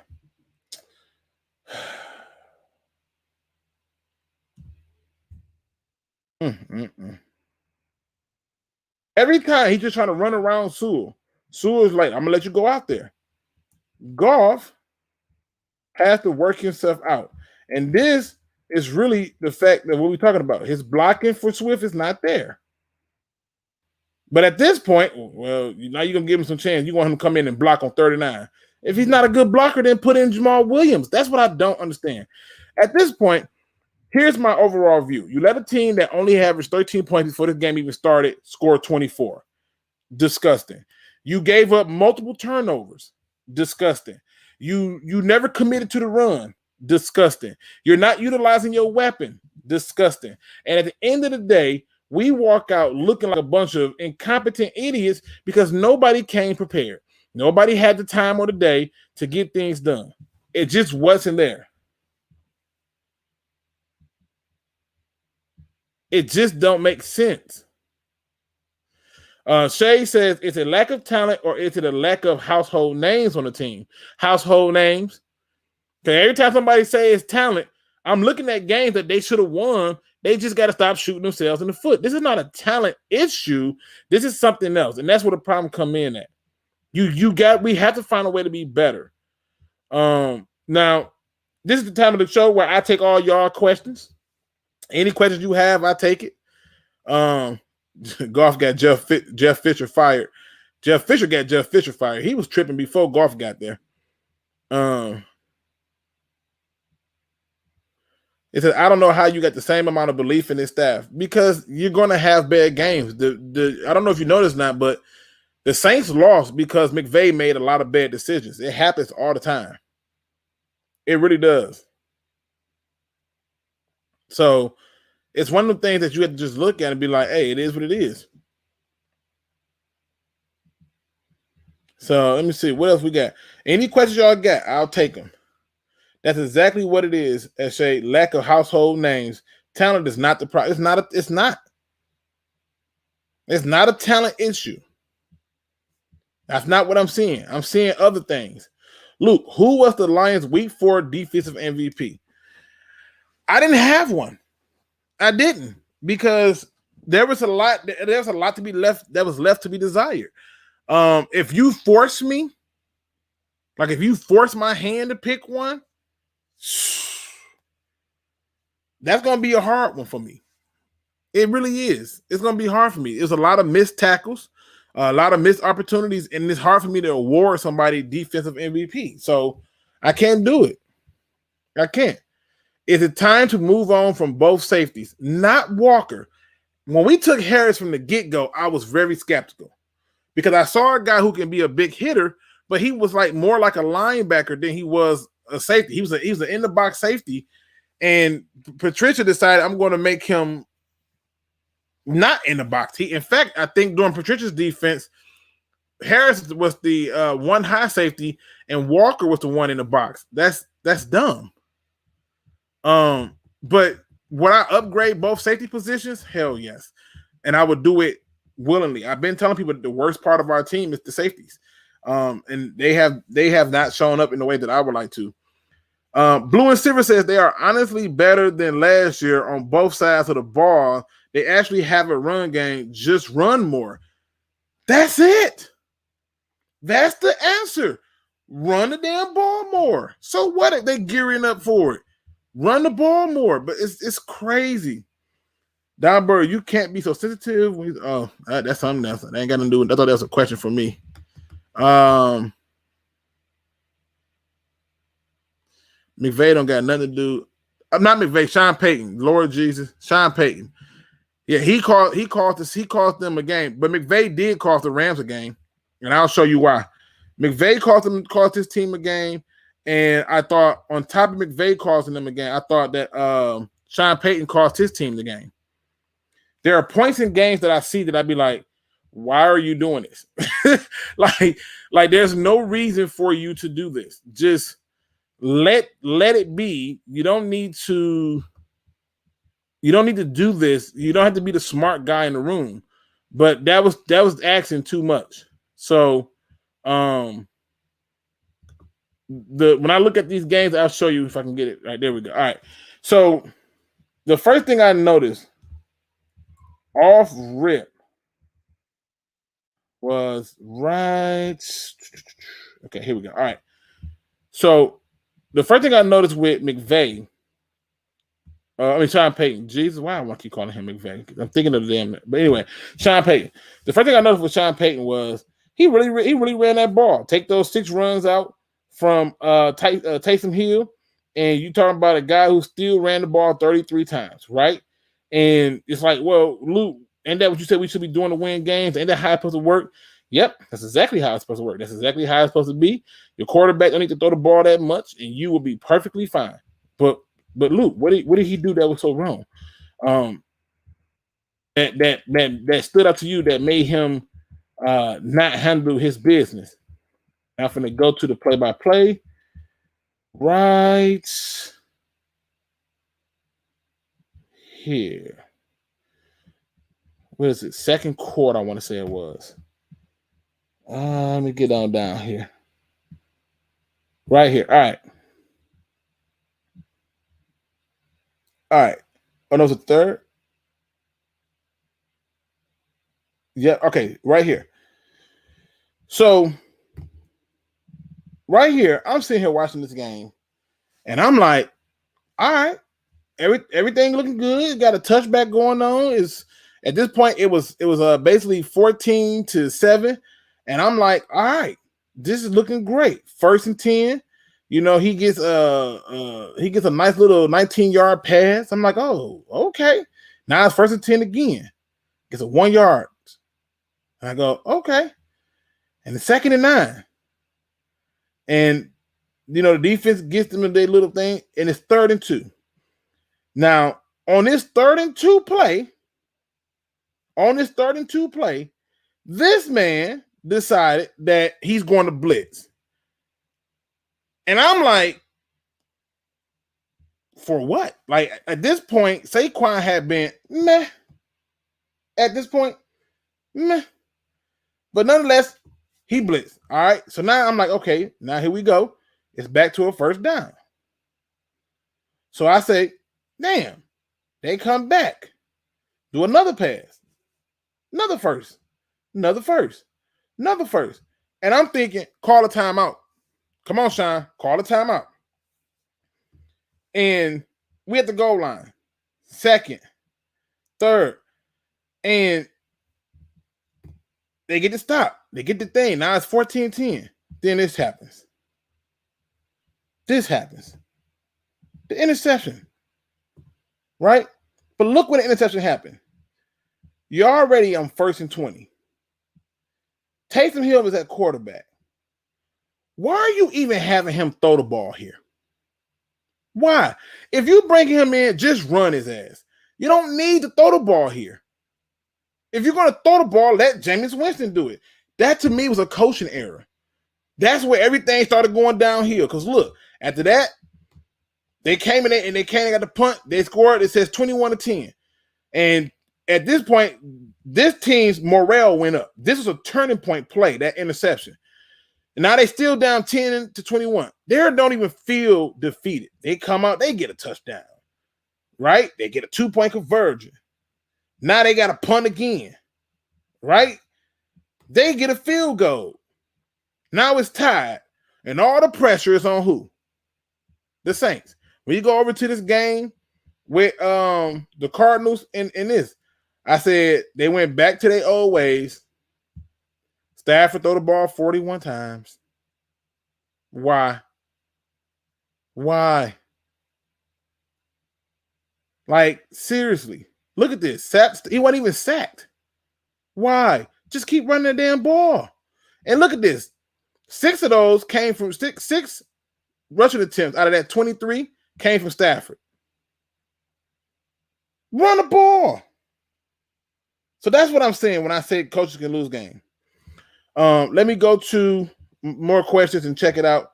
See where we at. I don't want to miss nobody. I'm just happy to be back and talk some football. Let's see. Let me see. Let me get on down here and just make sure I hit on these boys. All right, let's see. All right. Damn, I'm way behind. All right, I gotta catch all the way up.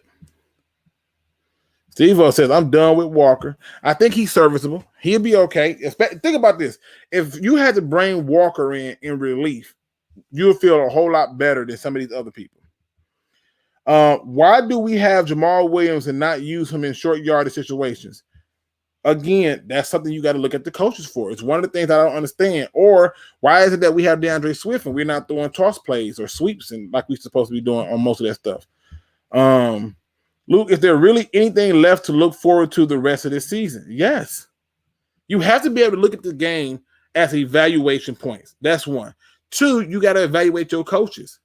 You want to make sure that they're doing things that put your team in the best position. 3, there's still 13 games left? There's still opportunity for things to be turned around. So, I know it looks bleak, but the best thing you can understand is the Lions really are just beating themselves on every single game.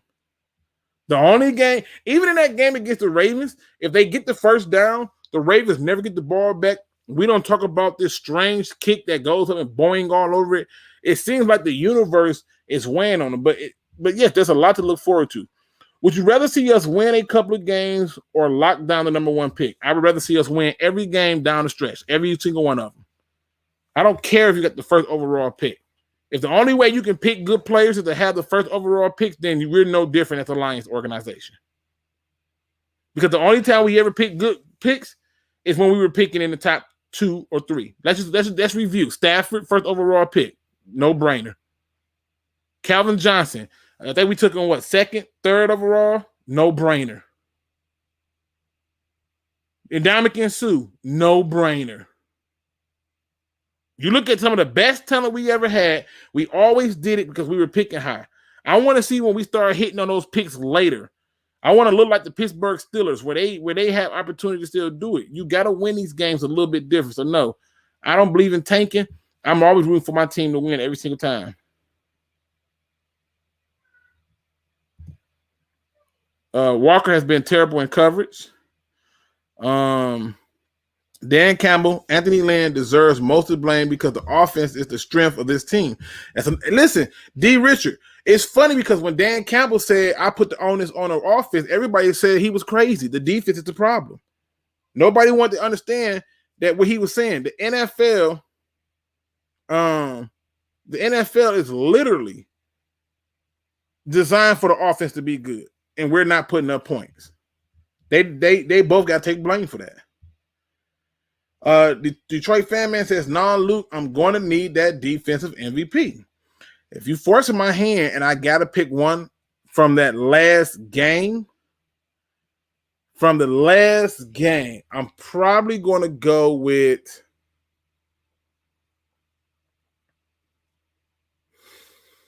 this is rough, boy. You making it hard out here on these streets for real. I'm honestly probably going to end up going with a defensive lineman. I don't even care which one you want to give it to. I'll probably go with a defensive lineman. I just thought it was too many mistakes. So if I had to go with one, I'm probably going with. Boy, this is so damn hard. There's nobody that didn't do that much of a great thing to me. For the benefit of the argument, I'm going to say Romeo Core. Boom, problem solved. I didn't see anything that I was with. I didn't.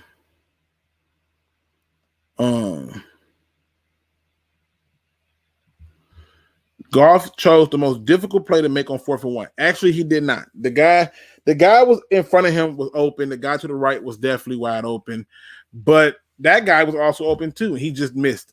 He just missed. Oh, you know what? That's the play I was looking for. That was the play that I was looking for. That people was talking about. I'll get to that play too, so we can take a look at that one. But that 4th and 1. The guy was open. He just missed. It's so disgusting because it's like he don't see nobody. He really don't. I don't understand why he don't, but he don't see nobody. Like seriously. Even when they started doing a comeback, you just got to be accurate when you're throwing the ball, and he wasn't. He just was not accurate at all, and it was aggravating, man. I'm saying Jared Goff really ticked me off. He really did. He ticked me off on so many fronts because it's like, yo, you had an opportunity to really take this thing over, and he didn't. So I'm gonna get to that 4th down play. I know it was somebody in front of him wide open, and he tends to do this stuff where he throws it to the person that's wide open. But let's be honest. Let me see if I can find it. Hold on.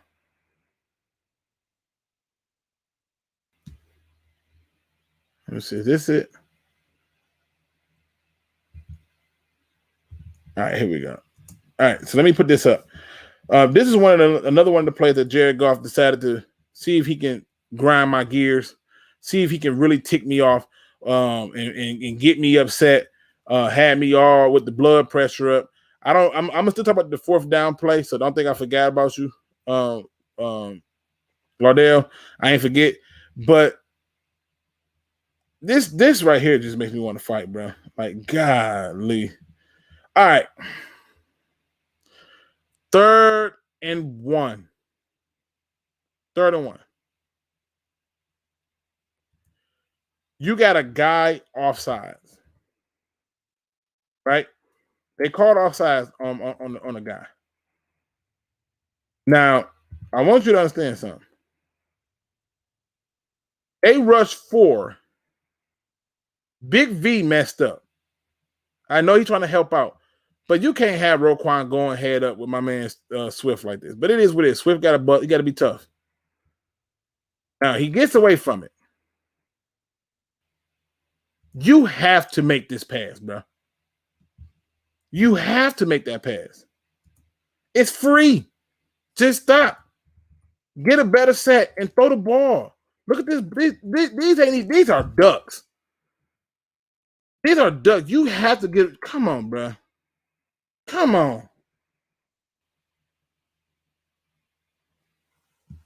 A bigger need, edge rusher. 100%. I'm sorry, safety. I'm sorry, safety. I read your message and like edge rusher or safety. Yeah, the biggest need is safety, in my opinion. We might be able to be honest with y'all, we might be able to trade for Josh Allen from the Jacksonville Jaguars. I think Jacksonville finna fire sale again. Like, seriously. Is this one right here? Look at this. Fumbled it, picked it up, got it lucky.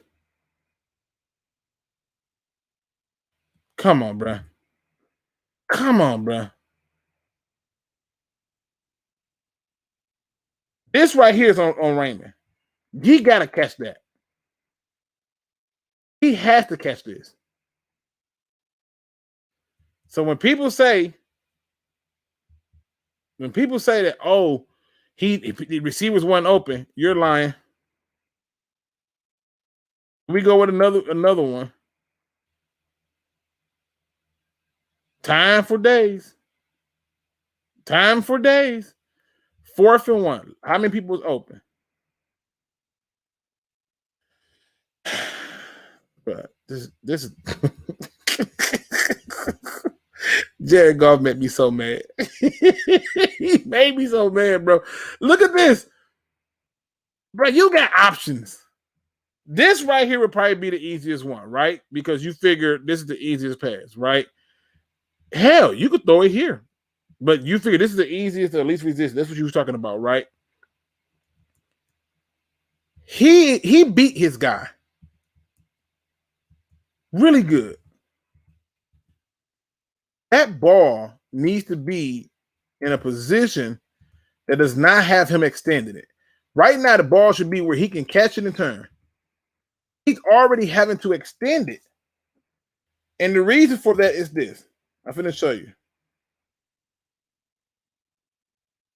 You threw off your back foot. Why?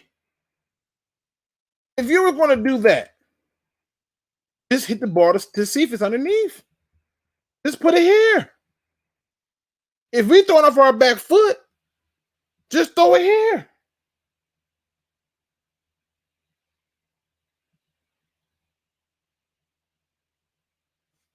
He says, hey, Luke, what?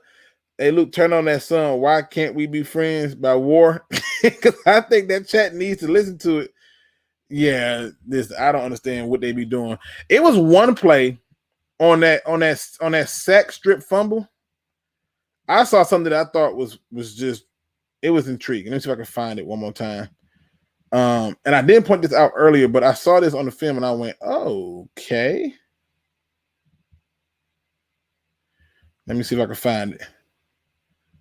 I don't think nobody saw this or they didn't even talk about it. Right here.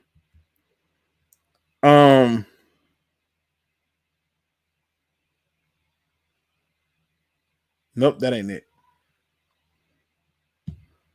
Damn it. Where that sack strip fumble? I gotta find it, man.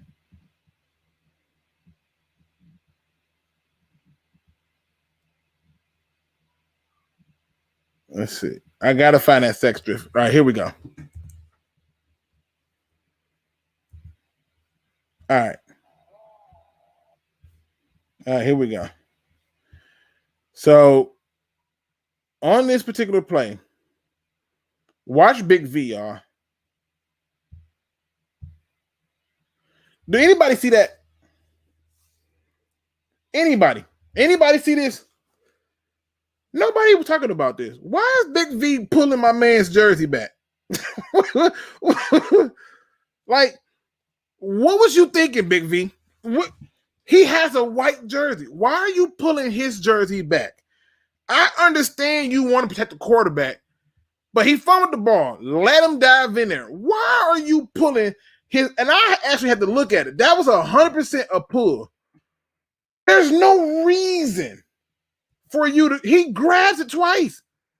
Why are you doing this? Like, what is this? 12 on 10? What is this? Bruh, I wish I could make this stuff up. I don't even think Big V realized he did this. I don't. Who does this, bro? Who does this? Why is this happening? It don't make no sense to me. That blew my mind when I saw that. I was like, yo, we have to be so much better. So much better. And we just keep shooting ourselves in the foot. We just keep doing it. Let me go through and get a few more questions. Let's see. Chicago was 1 for 8 on third downs. Yep. Safety has always been a big problem for us, and it's no joke. Don Burr blocked Smitty, but trolling the chat, then get pissed about it. What I miss? Walker to me is the only best in the box. Harris is just good at nothing. He was the one person that I didn't understand. Like 100%. He was the one person when we took Will Harris that I didn't understand. Let me see. Both, but I would draft a pass rusher first. It don't matter. We've had pass rushers in no secondary play, and it sucked.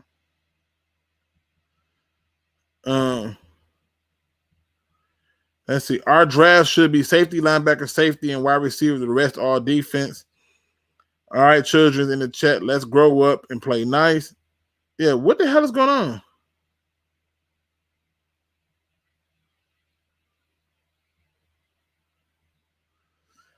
Yeah, I don't know what the hell. I got to figure out what's going on. The Lions just need to draft the best player. The only position they don't need is O-line. Every other position is good with me. I'm with you on that, bro.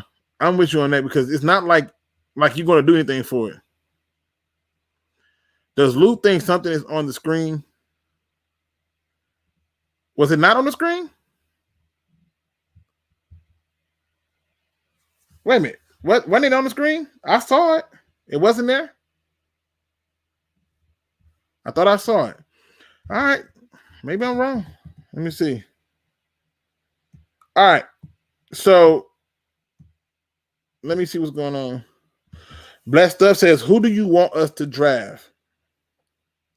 I'm not talking draft after 4 weeks. That's ridiculous. I'm not talking draft after 4 weeks. There's no reason for me to talk draft after 4 weeks. If you're talking draft, that's your prerogative. I can't indulge in that. We got 13 games left, and we're talking draft. Come on, man. Come on. Come on. All right. All right, people. Again, I was out because I was sick. I'm happy to be back now. Very much so. And man, I hate being sick. But that's my reaction about that Bears game. Tomorrow, I will definitely be talking about our upcoming game that we have with the Vikings. This is a game that I don't believe we're going to win.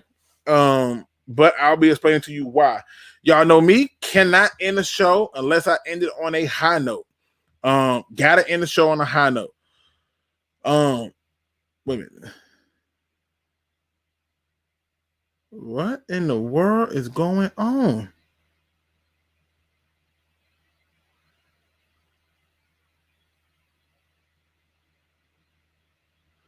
I don't know what's going on. Here's my positive quote. All right.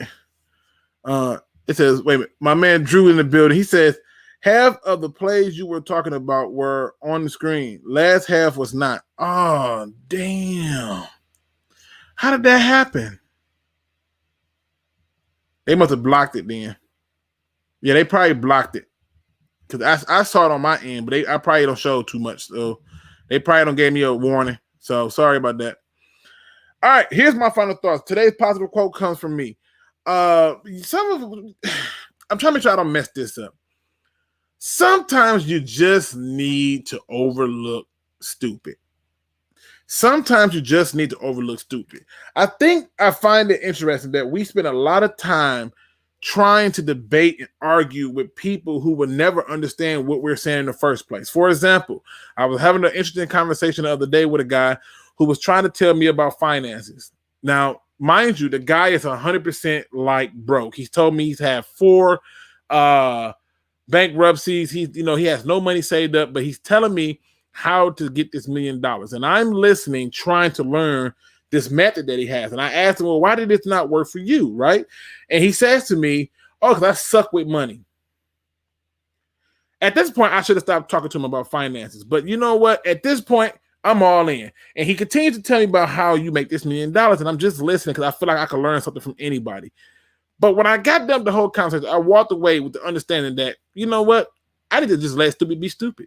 I need to let things just fly. I don't need to reply to every single thing that a person say. I don't need to prove every single point. I don't need to indulge in every single conversation. I need to be able to identify what makes me better. And if it does not make me better, then what's the point of having a conversation? It just simply is not that way of life. And my advice to you in the chat and you in life, find out what's going to benefit you. If the conversation doesn't enhance you in any way, then 100% of the time, do not indulge in it. Now, going forward, I will say this, people. I will be going back, look at the chat, seeing how things are going, and reviewing certain things, because I do want the chat to be a fun place for everybody to have fun. If I find that people are being disrespectful or getting out of line, then I'll address those people individually. But without that being said, ladies and gentlemen, I'm back. Thank God I'm not sick no more. And as always, ladies and gentlemen, don't be no chump. Please do your research. I am out.